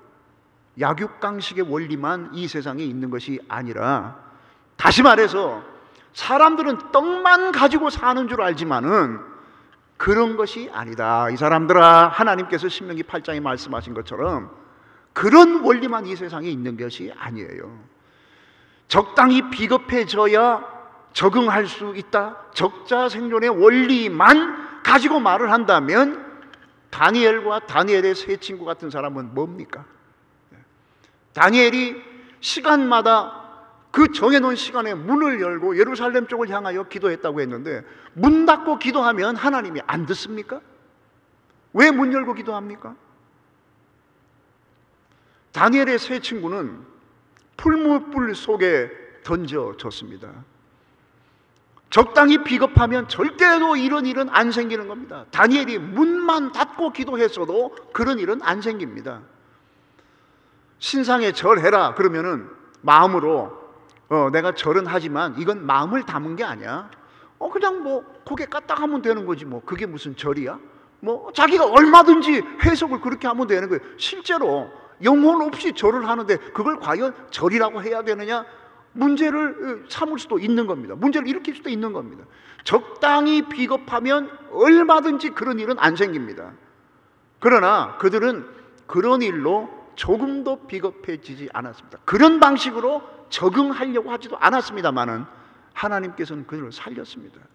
이런 것을 보면 믿지 아니하는 사람의 세계에서는 약육강식, 적자생존, 우승열패라고 하는 것이 변함없는 원리일지는 모르지만은 우리들에게는 그렇지 않다는 거예요. 삭개오는 그것을 몰랐습니다. 자기가 알고 있는 세상이 다인 줄 알았어요. 그냥 자기는 그냥 이렇게 돈 없이 살면 완전히 그냥 뭉개지면서 사는 것이라고 생각을 했습니다. 돈 아니고도 자기 자신이 하나님 앞에서 존귀해지는 방법, 이런 것을 전혀 모르는 사람이었어요. 그러니까 이렇게 한 겁니다. 그런데 이 삭개오에게 좋은 소식이 들어오기 시작을 했습니다. 우리가 누가복음 19장을 읽었잖아요. 18장 맨 마지막에 보면 여리고에서 이러한 사건이 있었습니다. 소경 2명이 있었는데 예수님이 지나간다 그러니까 막 소리를 질러요. 다윗의 자손 예수여. 그러니까 사람들이 조용히 하라고 막 이런 말을 합니다. 그 왜 사람들이 조용히 하라는 말이 여기에 왜 나오겠느냐? 그 당시에는 이렇게 지체 높으신 분들이 오면은요, 이런 사람들은 옆에 가지도 못해요.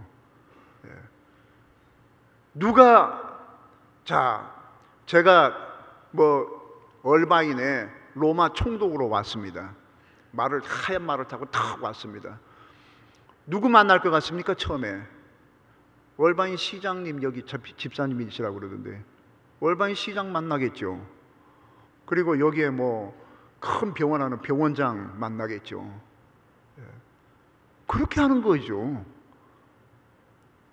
그런데 주님은 그런 사람들을 만나고 다니는 분이 아니에요. 소경이 소리를 지르니까 사람들이 조용히 하라고 했지만 주님은 그들에게 가셔서 그 소경의 눈을 뜨게 하셨습니다.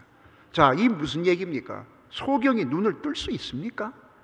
안 되는 일입니다. 이거는 세상 사람들이 봤을 때 확률이 없는 거예요. 확률이 낮은 것이 아니라 확률이 0이에요. 이런 건 안 되는 거예요. 그런데 이것이 눈이 열렸습니다.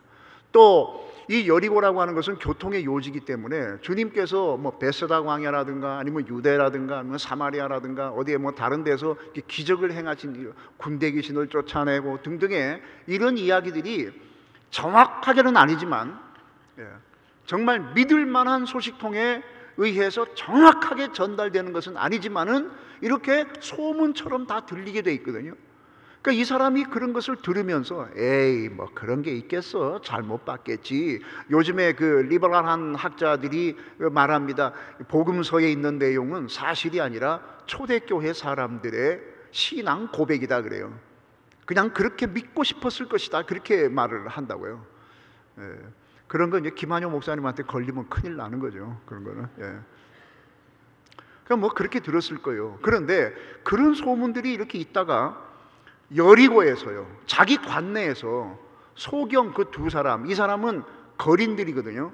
이 거지들이니까 길목 좋은 데서 이렇게 동냥하는 사람들이니까 삭개오도 아는 사람이에요. 이 사람들의 눈이 떠진 것을 본인이 확인한 겁니다. 있을 수 없는 일, 자기가 알고 있던 세상에서는 도무지 있을 수 없는 다른 세계가 보이기 시작하는 거예요. 그런데 그 다른 세계를 누가 가지고 오느냐? 예수라고 하는 분이 가지고 오는 거예요. 그래서 삭개오가 예수님이 오신다는 말을 듣고 보고 싶었던 거예요. 예수님이 어떻게 생겼는가가 궁금한 것이 아니라 예수라고 하는 그 분이 가는 곳곳마다 자기가 생각하는 세상의 원리와 다른 세상의 원리가 작용하는 것을 보는 거예요. 이 사람은 자기가 사는 이 세상과 다른 세상에 아마 관심이 많았을지도 모르겠습니다. 삭개오기 때문에 더 많았을 수도 있습니다.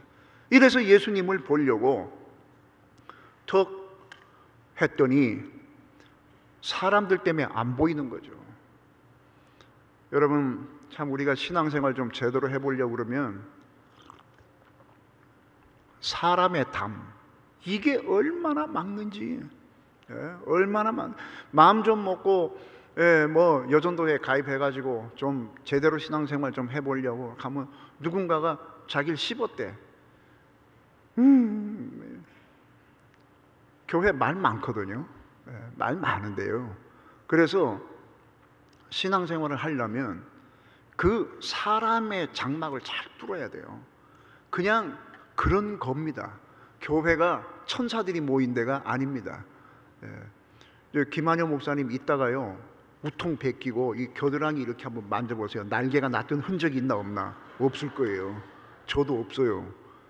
여기 계시는 분들은 천사가 되다 마른 사람들이 아닙니다. 날개가 이렇게 싹 쏟다가 이게 쏟다가 쏙 들어간 사람들이 아니에요. 그냥 우리는 어떤 출신인가 하면요, 출신 성분이 죄인 출신들이에요. 죄 속에 살던 사람들이에요. 그래서 죄가 훨씬 더 익숙해요. 의는 우리에게 익숙하지가 않아요. 죄가 더 훨씬 익숙해. 그리고 더 편해요, 그게. 그래서 뭔가 어떤 것을 보게 되면 즉각적으로 나의 생각이 죄스럽게 반응합니다. 이제도 그렇게 되고요. 말도, 똑같은 말도 아무리 좋은 말도 이렇게 가만히 보면 그 속에 비수가 탁 들어있어요. 이렇게 정말 그 사람을 위해서 충고하는 것처럼 말하면서 거기에 날카로운 면도칼이 싹 들어있어요. 그런 됩니다. 어떤 분이 그랬대요. 교회 안 나간다고. 그래서 왜 안 가냐요. 에이 뭐 다 위선자들만 거기 다 모여 있다고. 그래서 안 간다고. 그러니까 그 말을 듣는 사람이 그랬대요. 우리 교회는요 위선자 한 사람 더 들어올 수 있는 공간이 있습니다. 그랬대요. 그런 겁니다. 이거를 무슨 뭐 이상한 일 만난 것처럼 뭐 교회가 이럴 수가, 교회가 그런 대지, 그게 무슨 뭐, 그래도 세상보다는 좀 낫습니다. 어떤 사람이 버스에 타고 친구들하고 막 떠드니까 앞에 어떤 사람이 앉아있다가 뒤를 보더니 아고 좀 조용히 하시오 그러더래요. 그래서 예 그러고 있다가 또 이제 좀 떠들었대요. 그러니까 또 보더니 조용히 하세요. 당신도 교회 댕겨 그러더래요. 말 많이 한다고. 그런 겁니다. 그러니까 이런 것을 못 이기면 여러분들은 예수 그리스도의 옷자락을 잡았을 때의 어떤 나타나는 역사, 그건 모르고 살아야 됩니다. 다른 사람 간증만 듣고 살아야 됩니다. 그렇대더라, 그렇대더라, 그렇대더라. 내 속에 역사하시는 예수 그리스도의 그 강렬한 능력 같은 거예요. 나를 그냥 뿌리부터 무너뜨리는, 교만의 뿌리부터 잡아 뽑으시는 하나님의 역사, 이런 건 모르고 살아야 돼요. 사람의 장막 이기시기를 바랍니다. 꼭 이거 이기시기를 바랍니다. 그래서 이 사람은 사람의 장막을 이기기 위해서 어떻게 하느냐. 참 이게 놀라운 것이요. 돌감람나무인가? 돌뽕나무? 옛날에 뽕나무라 그랬는데 또 바뀌었죠. 돌무화과 나무 위로 올라갔다 그래요. 옛날 성에 뽕나무, 근데 뽕나무 그렇게 해요. 그냥 돌무화과 발음하기도 그래요. 그냥 뽕나무에 올라갔답니다. 이 뽕나무에 올라가면 사람들이요 뭐라 그러겠어요? 다른 사람이 올라가면 그냥 이렇게 보고, 김한효 목사님이 올라가면 목사님 저기 올라가셨네 이럴 텐데, 삭개오가 올라가면 뭐라고 할 것 같습니까? 삭개오 올라가. 어른들은 대충 할 겁니다. 왜냐하면 잘못 걸리면 또 세금 맞을 테니까 이렇게 보면서 그냥 안 들리게 입으로 온갖 욕을 그냥 군시렁군시렁 시부렁 이렇게 하면, 애들 철없는 애들은 세금이고 뭐고 모르는 놈들은 막 야 낭재기 막, 그 얼마나 우스꽝스러운 거예요. 그 세리장이 이렇게 폼 잡고 딱 그 세리장쯤 된 사람이 이렇게 웃으면서 세금 좀 내세요. 그러면 누가 내입니까? 누가 내겠어요? 눈 이래가지고 도끼같이 딱 해가지고 요러고 댕겨야지. 그런데 그렇게 또 올라갔으니 얼마나 그 자체가 벌써 만화적이잖아요. 희화적이잖아요. 그림이 벌써 이렇게 웃기잖아요. 사람들이 보고 조롱하고 싶어 죽겠는데 건수가 생긴 거 아니에요. 이거를 이 사람이 모를 리가 없는 거예요. 그런데 올라가요. 그러든지 말든지. 어쩌면 이 조롱이라고 하는 것, 자기를 향한 조롱이라고 하는 것이 삭개오가 가장 두려워하는 것일 수도 있는 것이거든요. 남들이 이렇게 계속 보면서 자기 보고 희죽희죽 웃는 거, 손가락 이렇게 하면서 피픽 웃는 거, 이게 가장 두려운 것일 수도 있는데, 그러거나 말거나 올라갔습니다. 자기가 알고 있는 세상과 예수님이 가지고 오는 이 세상과 이 다른 것이 그에게는 너무 충격적이었던 것 같아요. 그런데 예수님께서 기적 일으키시는 건 많이 사람들이 봤거든요. 그런데 다른 사람들은 기적 그것만 봤어요. 오병이어 해서 떡 주니까 와, 떡 주시는 분이시다, 밥 주시는 분이시다, 와, 저분, 그냥 그것만 이렇게 봤는데, 이 삭개오는요 그런 것을 보면서 세상의 원리와 하나님의 나라의 원리, 자기가 알고 있던 세상과는 전혀 다른 어떤 또 하나의 또 세상, 여기에 대한 궁금증이 분명히 있었던 거거든요. 그러니까 사람들이 웃든지 말든지 예수님이 그렇게 보고 싶었던 거예요. 얼굴 보고 싶은 것이 아니라 그 예수님의 세계에 대한 굉장한 궁금증을 나타내고 있는 거예요.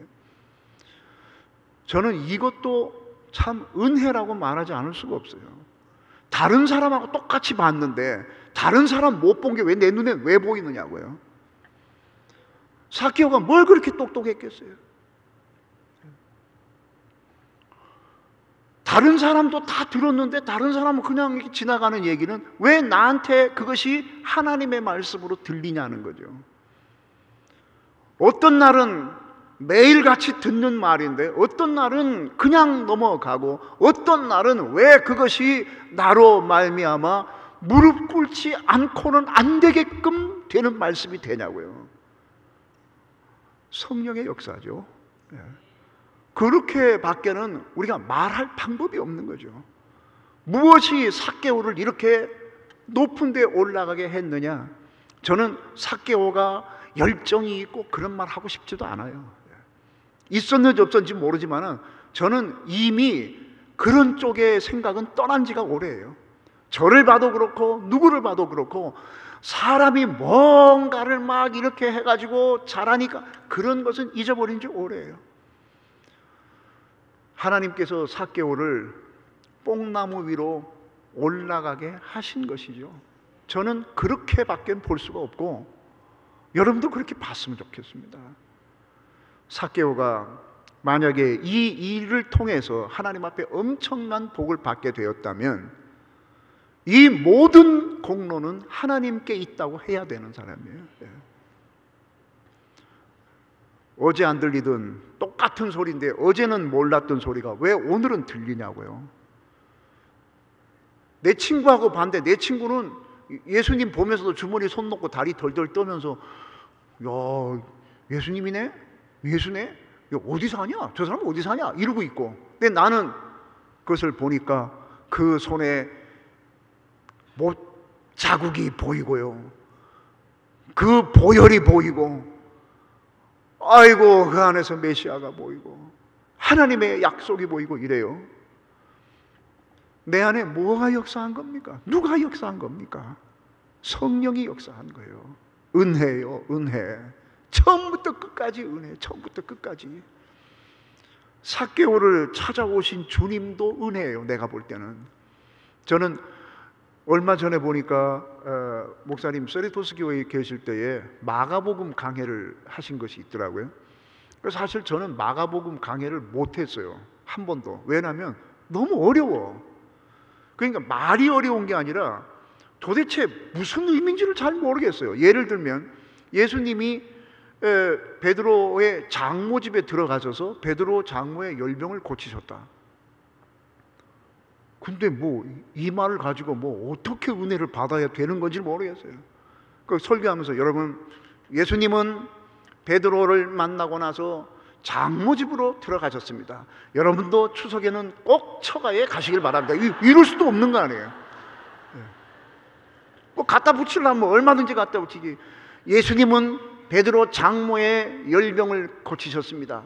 이 열병은 그 당시에 유행하던 무슨 장티푸스로서 뭐 얼마든지 해가지고 시간 끌 수도 있어요. 그런데 그렇게는 할 수 있는데 도대체 이게 뭘 의미하는 건지를 모르겠는데 나중에 뭔가 이렇게 생각을 하다 보니까 아, 그건가 싶은 생각이 드는 게 있어요. 뭐냐면은 예수님 같은 분이 만나는 사람이 다 이런 사람들이에요.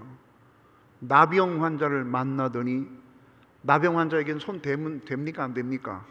음성 환자 이렇게 옮기지 아니하는 사람은 상관이 없는데 음성 환자인지 뭐 양성 환자인지 어떻게 알아요? 나병 환자가 있는데 예수님이 이렇게 떨어지는 상태에서 나병 환자가 주님 저 좀 고쳐주세요. 그러면 거기 있어, 거기 있어, 거기 있어. 가까이 오나 멀리 있으나 똑같아. 기도하고 똑같아. 거기서 거기. 아이고 아니에요. 베드로 뭐더냐 베드로 가. 아유 아니에요. 그게 안 그래요. 나병 환자는요, 자기가 나병 환자인 경우에 멀쩡한 사람이 여기서 오면은 윗입술을 가리우고 부정하다 3번 외쳐야 돼요. 그 무슨 말이냐면은 나는 나병 환자니까 가까이 오지 마세요, 그런 뜻이에요. 분명히 예수님이 여기 계시면은 멀리 떨어져서 얘기했을 겁니다. 주님 날 좀 어떻게 해주세요, 그랬을 거예요. 가까이 12년 동안 혈루병으로 앓던 여인같이 가서 옷자락 붙잡고 맞아 죽으려고요. 맞아 죽으려고 돌에 맞아 죽어요, 그렇게 하면.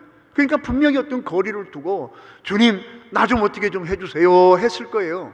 그런데 다가가신 것은 문둥병자가 다가온 거죠. 주님이 다가가셨을 게 뻔해요. 안 그러면 못 오니까 가셔서 나병 환자에게 손을 대시며, 그런 말이에요. 아, 이런 걸 보면은 가장 천하고 가장 더러운 곳, 주님께서 그곳에 가시는구나. 저와 여러분은요, 어떨 때는 하나님이 나를 당연히 도와주셔야 되는 것 같은 생각을 할 때가 있습니다. 내가 이런 정도로 봉사 잘하고 이런 정도로 기도했고 어제 새벽 기도를 갔더니 막 2시간 동안 내리 기도를 했더니 막 시간 가는지도 모르게 막 몸이 떴는지 떨어졌는지도 모르게 막, 그러니까 하나님이 나를 도와주셔야 될 것 같은 생각이 들어요. 그럴 때도 있지만 어떨 때는요, 한없이 지옥으로 꺼질 때가 있어요. 그러니까 내가 상당히 자랑스러울 때 나에게는 하나님이 오실 것 같은데, 가장 비참해졌을 때에, 아무것도 아닐 때에 내가 생각해도 나는 왜 이런지 모르겠는 거예요. 내가 나를 생각해도 내가 나를 용서할 수가 없는 때가 있어요. 그럴 때는 주님께서 오시지 않을 것처럼 생각을 하거든요. 안 그렇다는 거죠. 그렇지 않다는 거죠. 주님께서 십자가에 우리를 위해서 못 박히실 때는 로마서가 말합니다. 우리가 아직 죄인 되었을 때에 그가 십자가에 죽으심으로 하나님의 사랑을 확증하셨느니라 그래요. 죄인 되었을 때라고 하는 말은 가장 수준 낮은, 하나님을 찾지도 않고 하나님 얘기하면 하나님 앞에 침 뱉고 덤벼들고 주먹 휘두르고 했던 그걸 말하는 겁니다. 그런 걸 죄인이라고 말합니다.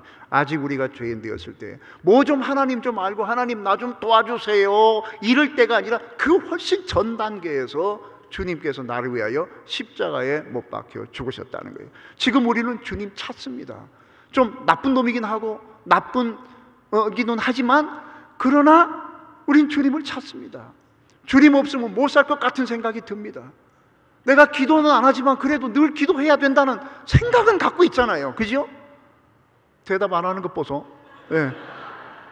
기도는 안 하지만 이라고 말하니까 말하기 싫은 거죠. 기도는 안 하고 있지만, 목사님 뵐 낯이 없을 정도로 안 하고 있지만, 장로 권사쯤 됐는데도 기도하고는 거리가 멀게 살고는 있지만, 그래서 참 부끄러워 죽겠지만은 그래도 난 기도해야 되는데 라고 생각을 하고 있잖아요. 그래도 아니에요? 그러니까 죄인 되었을 때보다는 낫잖아요. 좀 낫잖아요. 죄인 되었을 때도 주님께서 우리를 위하여 십자가에서 죽으셨다면, 기도는 안 하지만 그래도 기도는 좀 해야 된다라고 하는 생각을 갖고 있는 나를 더 사랑하실 것은 확실한 것이거든요. 여러분, 주님은 부르면 오는 웨이터는 아닙니다만은 항상 내 곁에서 부르기도 전에 내게 눈을 두고 계시고 부르기 전에 내게 귀를 기울이고 계시는 분이신 줄로 믿으시기를 바랍니다. 은혜입니다. 절대 주님은 우리를 떠나지를 않습니다. 자, 주님께서 삭개오를 턱 보더니 삭개오야 이래요. 삭개오야. 삭개오를 찾아오신 것이죠. 그러면서 한 가지 더 말씀을 하십니다. 삭개오야 내려오라. 내가 내 집에 유하여야 하겠다. 예수님이 이 집에 유한다고 하는 말은 그냥 차나 한 잔 마시고 가겠다는 말씀이 아닙니다. 이 사람들은 이 집에 한번 유하면 며칠씩 있습니다. 그 주님께서 이 집에 가면 삭개오하고 무슨 얘기 하시겠어요? 주식 얘기 하시겠어요? 다우존스 뭐 얘기하겠어요? 아닙니다. 주님께서 며칠 동안 계시면서 삭개오하고 얘기를 나누면 삭개오는 계속해서 들으면서 잠깐씩 질문했을 것이고 주로 주님께서 말씀을 하셨을 거예요. 주님이 왜 오셨는가? 하나님이 어떤 분인가? 삭개오가 알고 있던 그 세상과 또 다른 어떤 세상에 대해서 얼마나 자세하게 눈앞에서 차 마셔가면서 질문하면 설명도 붙여가면서 그 얘기를 하시는 것이거든요. 근데 여러분, 제가 볼 때에 우리 교인들도 그렇고 뭐 여기는 뭐 제가 처음 왔으니까 잘 모르겠습니다만은 제가 볼 때 그런 사람이 있습니다. 뽕나무까지는 올라갑니다. 하나님의 은혜로 올라가서 주님에 대해서 관심을 갖고 그 속에 뭐가 들었는가를 굉장히 알고 싶어하고 이렇게 합니다. 그런데 뽕나무까지는 올라가서 거기까지는 하는데 주님이 내려와라, 내가 너의 집에 가겠다, 들어가자, 그걸 안 하는 사람이 많아요. 그걸 안 합니다. 항상 뽕나무 위에서 주님께 주님 날 좀 도와주세요 라고 말합니다. 이 말은 어떤 의미로 제가 말씀드리는가 하면은 내 삶 속에 주님을 적절한 방식으로 끌어들이는 겁니다. 그래서 내가 부탁하는 것에 대해서 주님께서 들어주시기를 바라는 거예요. 우리 집에 오시긴 오셨는데 응접실에만 앉아있고 딴 방은 보면 안 되는 거예요. 주님께서 내 삶에 콩나라 팥나라 하는 것은 싫은 거예요. 그게 제가 김 목사님 얼바인교회 베델 하나님께 오셨다는 말을 듣고 사이트에 또 들어갔더니 손인식 목사님 이임식 하는 날이더라고요. 손 목사님이 한국말로 설교하고 목사님이 영어로 통역을 하시더라고요. 여러분 새 목사님에게 콩나라 팥나라 하지 마십시오. 그러니까 Don't say new pastor don't say the put 콩 or 팥 이러시더라고요. 그래서 나는 김 목사님이 콩이 영어로 뭔지 몰라서 그러나 콩나라 팥나라. 주님께서 우리의 삶에 들어오시면은요 내가 일어나고 싶은 시간에 못 일어난다는 걸 의미하는 거예요. 자, 시어머니가 오셨어요. 사람들이 왜 시어머니를 그렇게 이렇게 부담스럽게 생각합니까? 시어머니가 와서 불지릅니까? 그런데도 와 계시는 것 자체가 부담스러워요. 왜냐하면 내가 하고 싶은 대로 못 하잖아요. 야, 쓰레기가 왜 저렇게 많냐? 그냥 많아서 말한 것 뿐이에요. 근데 야야, 애비 몇 시에 출근하는데 너 이렇게 늦게 일어나냐? 그냥 어제 붕해서 그래요. 이게 자기가 하고 싶은 대로 안 되는 거예요. 콩나라 팥나라 하는 거예요. 어머니 왜 여기 와서 콩나라 팥나라 하세요? 이렇게 되는 거거든요. 하나님께서 우리를 내려와라, 이 집에 들어와라, 내가 너희 집에 유하여야 하겠다라고 하는 말씀은 무슨 말인가 하면은 하나님께서 우리의 삶 속에 깊이 들어오셔서 이제 내가 가지고 있던 삶의 질서를 깨고 하나님께서 원하시는 질서로 바꾸라는 뜻입니다. 그게 싫은 거예요. 그렇게까지는 하고 싶지가 않은 거예요. 그러니까 내가 나의 삶은 그대로 지키면서 하나님, 내가 가지고 있는 인간의 한계 때문에 이루지 못하는 거 그냥 그것만 좀 해주세요. 그렇게 말하는 거예요. 하나님 나한테 콩나라 팥나라 하지 마세요.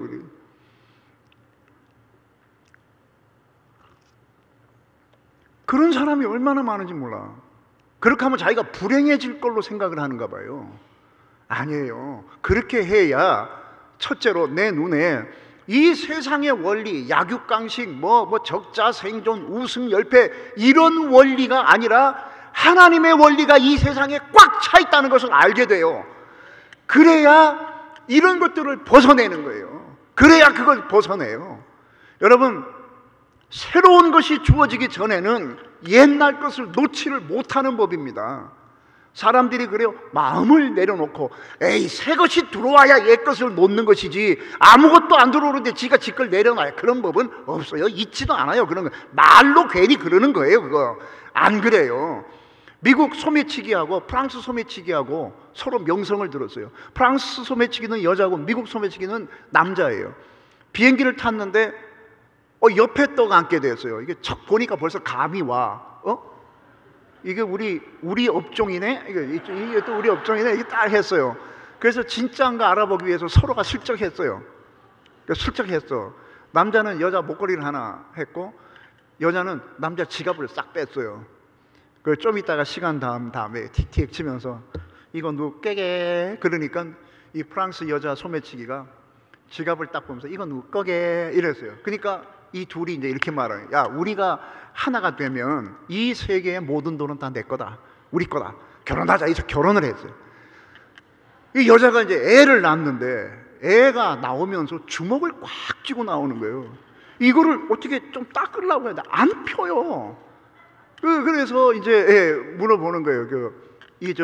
아기를 받는 사람이 엄마한테 아기가 이렇게 손을 너무 이렇게 하고 있어가지고 펴지질 않는다고. 그러니까 쓱 웃으면서 거기 누구 반지 같은 거 좋은 거 좀 끼고 있는 사람이 있으면 빌려와라고. 그러니까 왜 그래? 해와고 오라고. 그래서 그거를 애를 이렇게 보여주니까 손에서 뭔가를 픽 던지더니 그걸 딱 잡더라는 거예요.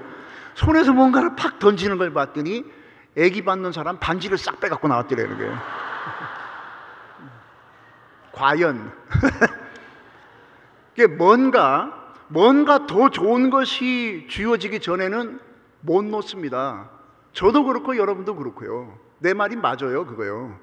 근데 뭐 좋은 것은 하나도 안 주고 그런 것이 없으면서 마음을 내려놓고 비우고, 이건 뭘 비우긴 뭘 비워요. 그냥 순전히 그냥 주둥아리만 갖고 하는 거예요. 이게 다 안 그런 거예요. 예.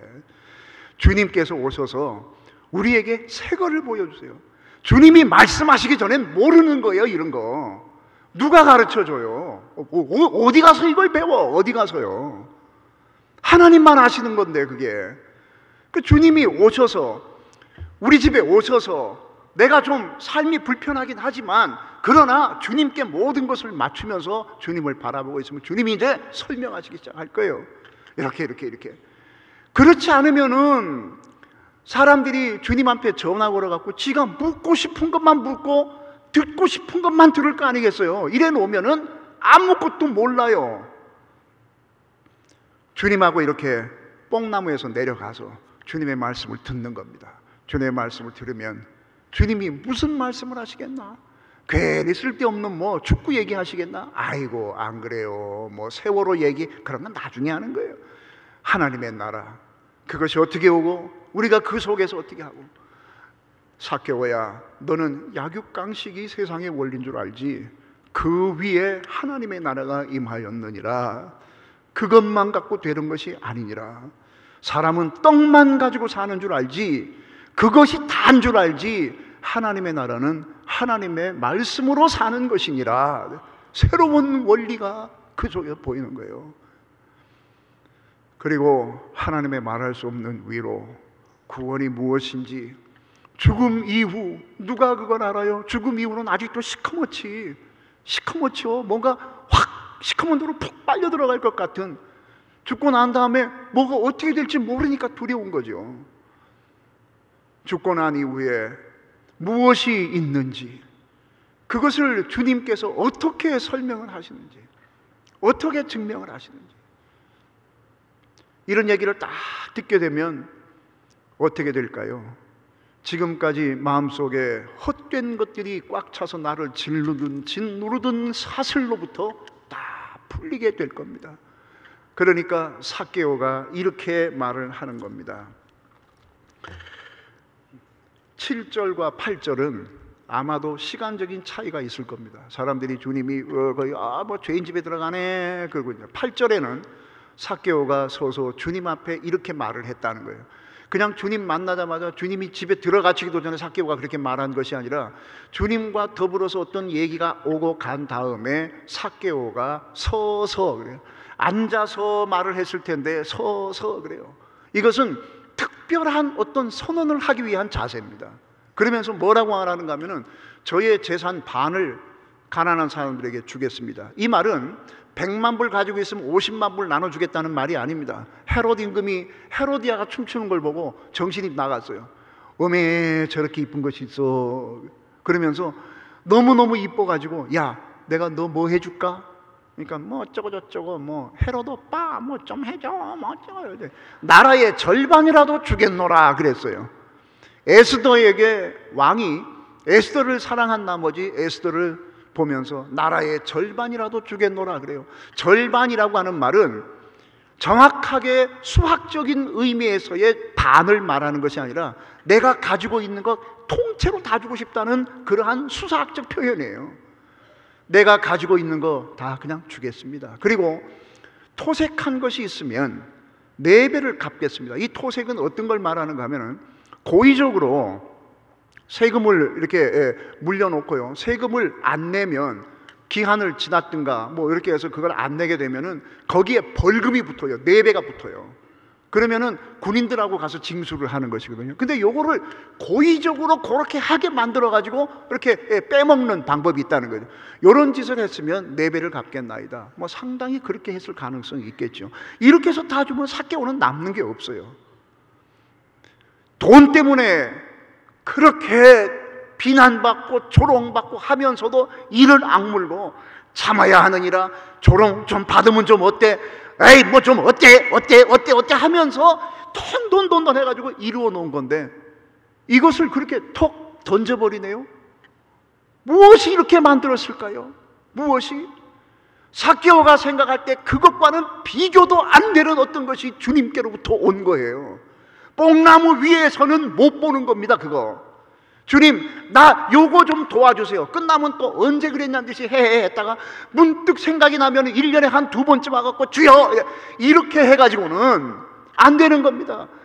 그렇게 생활하면 안 되는 생활 패턴을 그대로 가지고 있으면서 계속 그걸 그대로 가지고 있으면서 그거는 안 바꾸고 주여 도와주소서, 그것도 웃기는 거예요.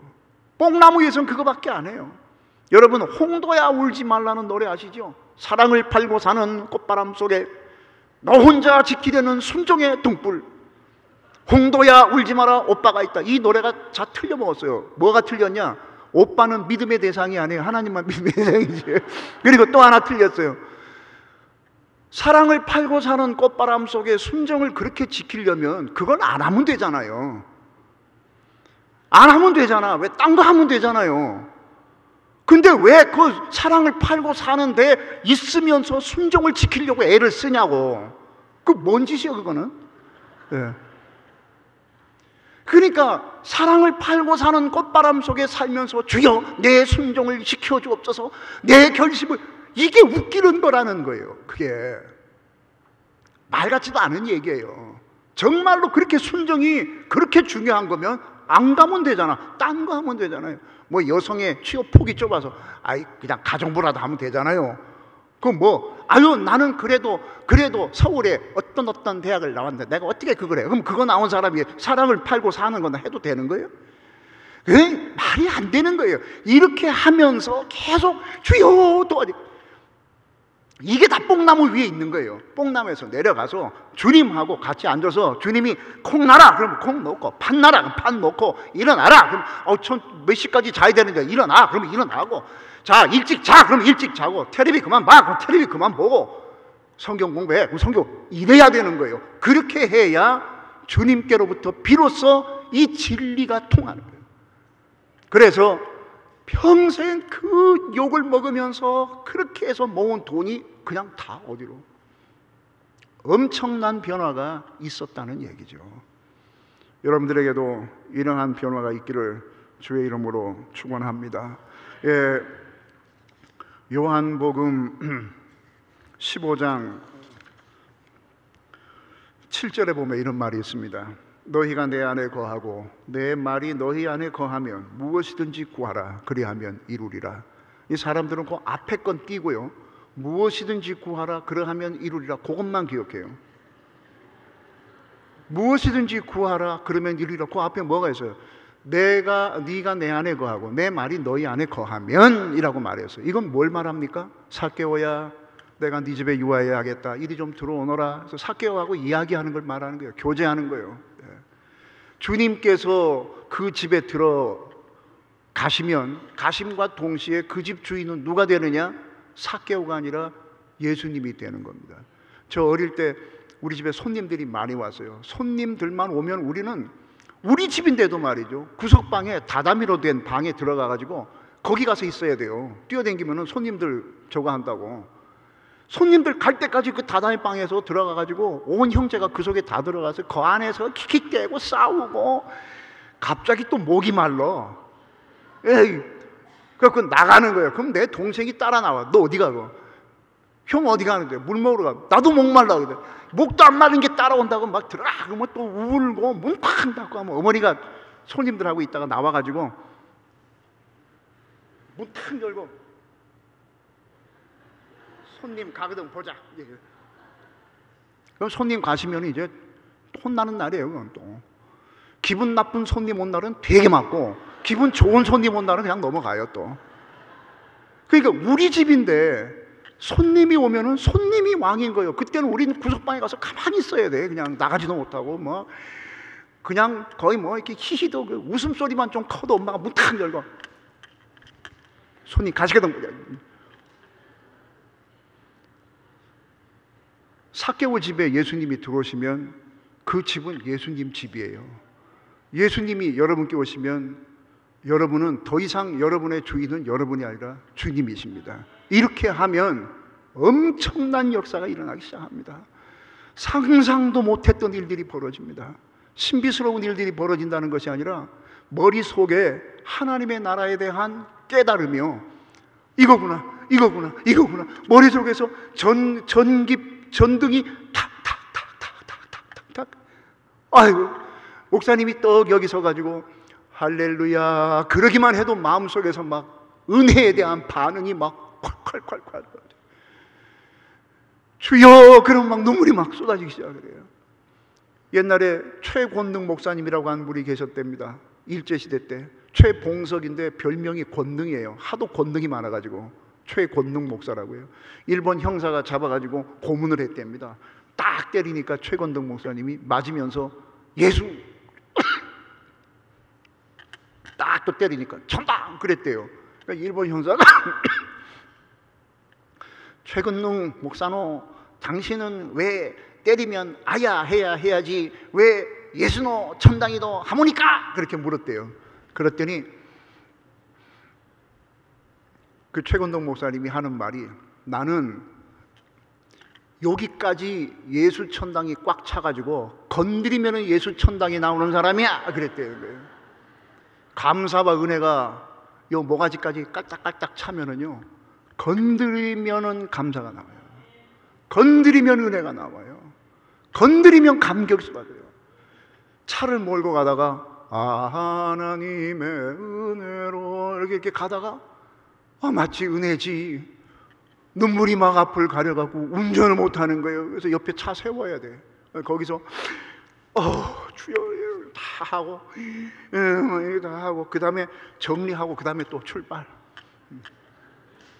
구주와 함께 나 죽었으니 하다 또 주여 또 언제 도착할지 모르는 거예요.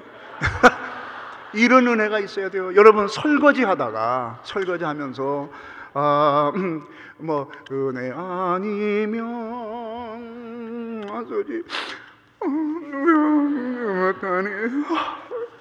설거지 세제 묻힌 걸로 눈 하면 큰일 나거든요. 그런 경험이 계속 있어야 돼요. 그것이 은혜로운 삶이라는 거예요. 여러분 부흥이 뭔지 아십니까? 사람 한 사람 더 들어오는 게 부흥이 아니라 심령의 이러한 빈 잔에 하나님의 사랑과 은혜가 다시 차고 넘치는 걸 부흥이라고 말합니다. 예수님이 새롭게 보이고요, 예수님의 말씀이 새롭게 들리고, 기도하지 않고서는 안 될 것 같은 생각이 들고, 봉사하는 것이 내가 무슨 뭐 이렇게 남들 위해서 뭐 제공해 주는 것이 아니라 그것이 하나님께서 베푸신 은혜에 대한 보답, 내가 주의 은혜를 무엇으로 보답할꼬 생각하고 생각해도 할 게 없어서 그걸 하는 거예요. 이러한 은혜가 여러분들의 마음속에 꽉 차오르기를 바랍니다. 우리의 마음속의 빈잔은 하나님만이 채우세요.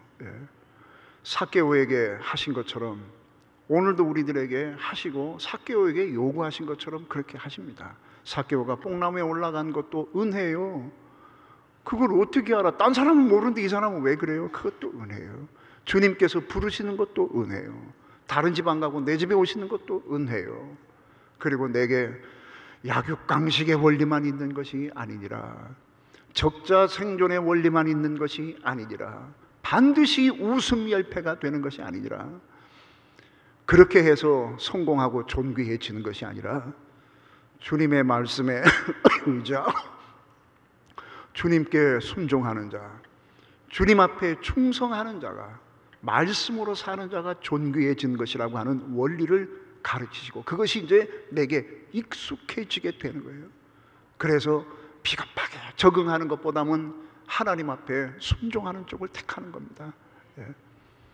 이러한 은혜가 여러분 가정과 여러분의 심령과 이 베델 한인 교회에 가득 차고 넘쳐서 누가 와서 문만 똑똑 두들기면 감사와 은혜가 펄펄펄 넘치는, 예배 때마다 그 감격을 막 어떻게 주체할 수가 없어서 하나님 앞에 두 손 들고 찬양 부르는, 찬양하다가 말로 이것을 표현한다고 하는 것이 너무 죄송스러워서 말을 못하는 이러한 교회가 되시기를 주의 이름으로 축원합니다. 우리 같이 찬송을 하나 부르고 잠깐 기도하고 마치도록 하겠습니다. 은혜 아니면 나 서지 못하네.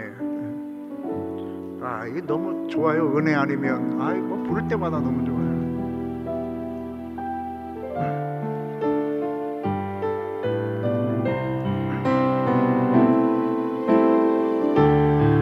기도 조금 하고 가세요.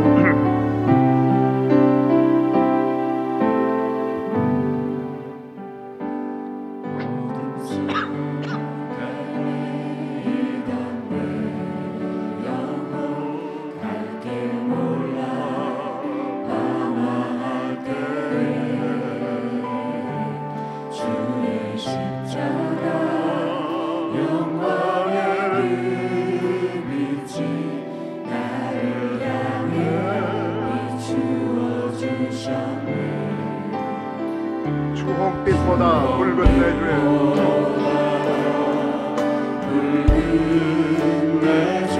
그리스도의 피로 씻겨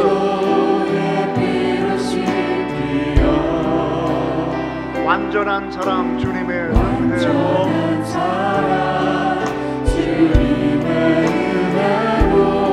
새 생명 주께 얻었네.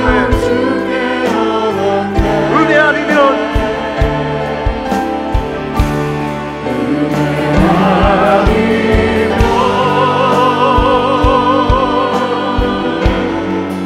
나서지 못하네.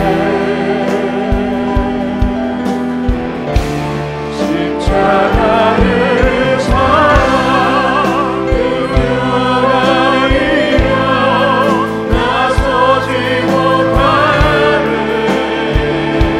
그아니면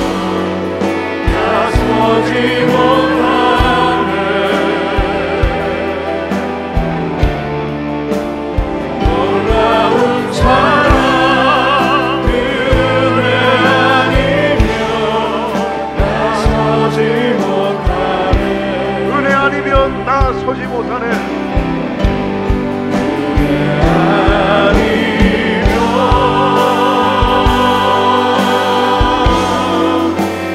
서지 못하네.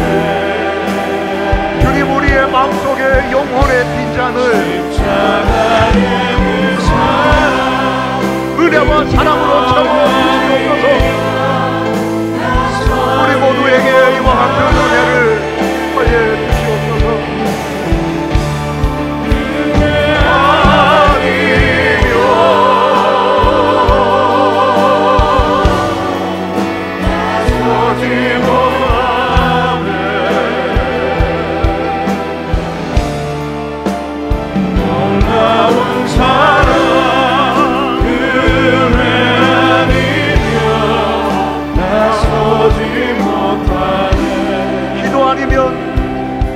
서지 못하네.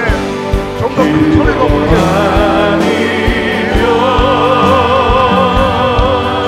기도하지 않고 어떻게 설 수가 있습니까? 은혜 아니고 어떻게 설 수가 있습니까? 기도 안 하고 어떻게 설 수가 있습니까? 기도하는 여러분 되시길 바랍니다. 기도 아니면 다 서지 못하네.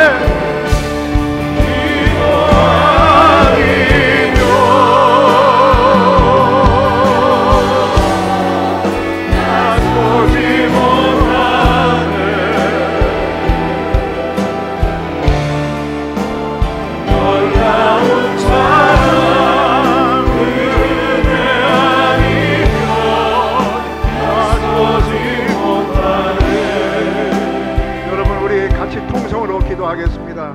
주님, 내 영혼의 빈 잔을 하나님의 능력과 사랑과 은혜로 가득 채워주시기를 바랍니다.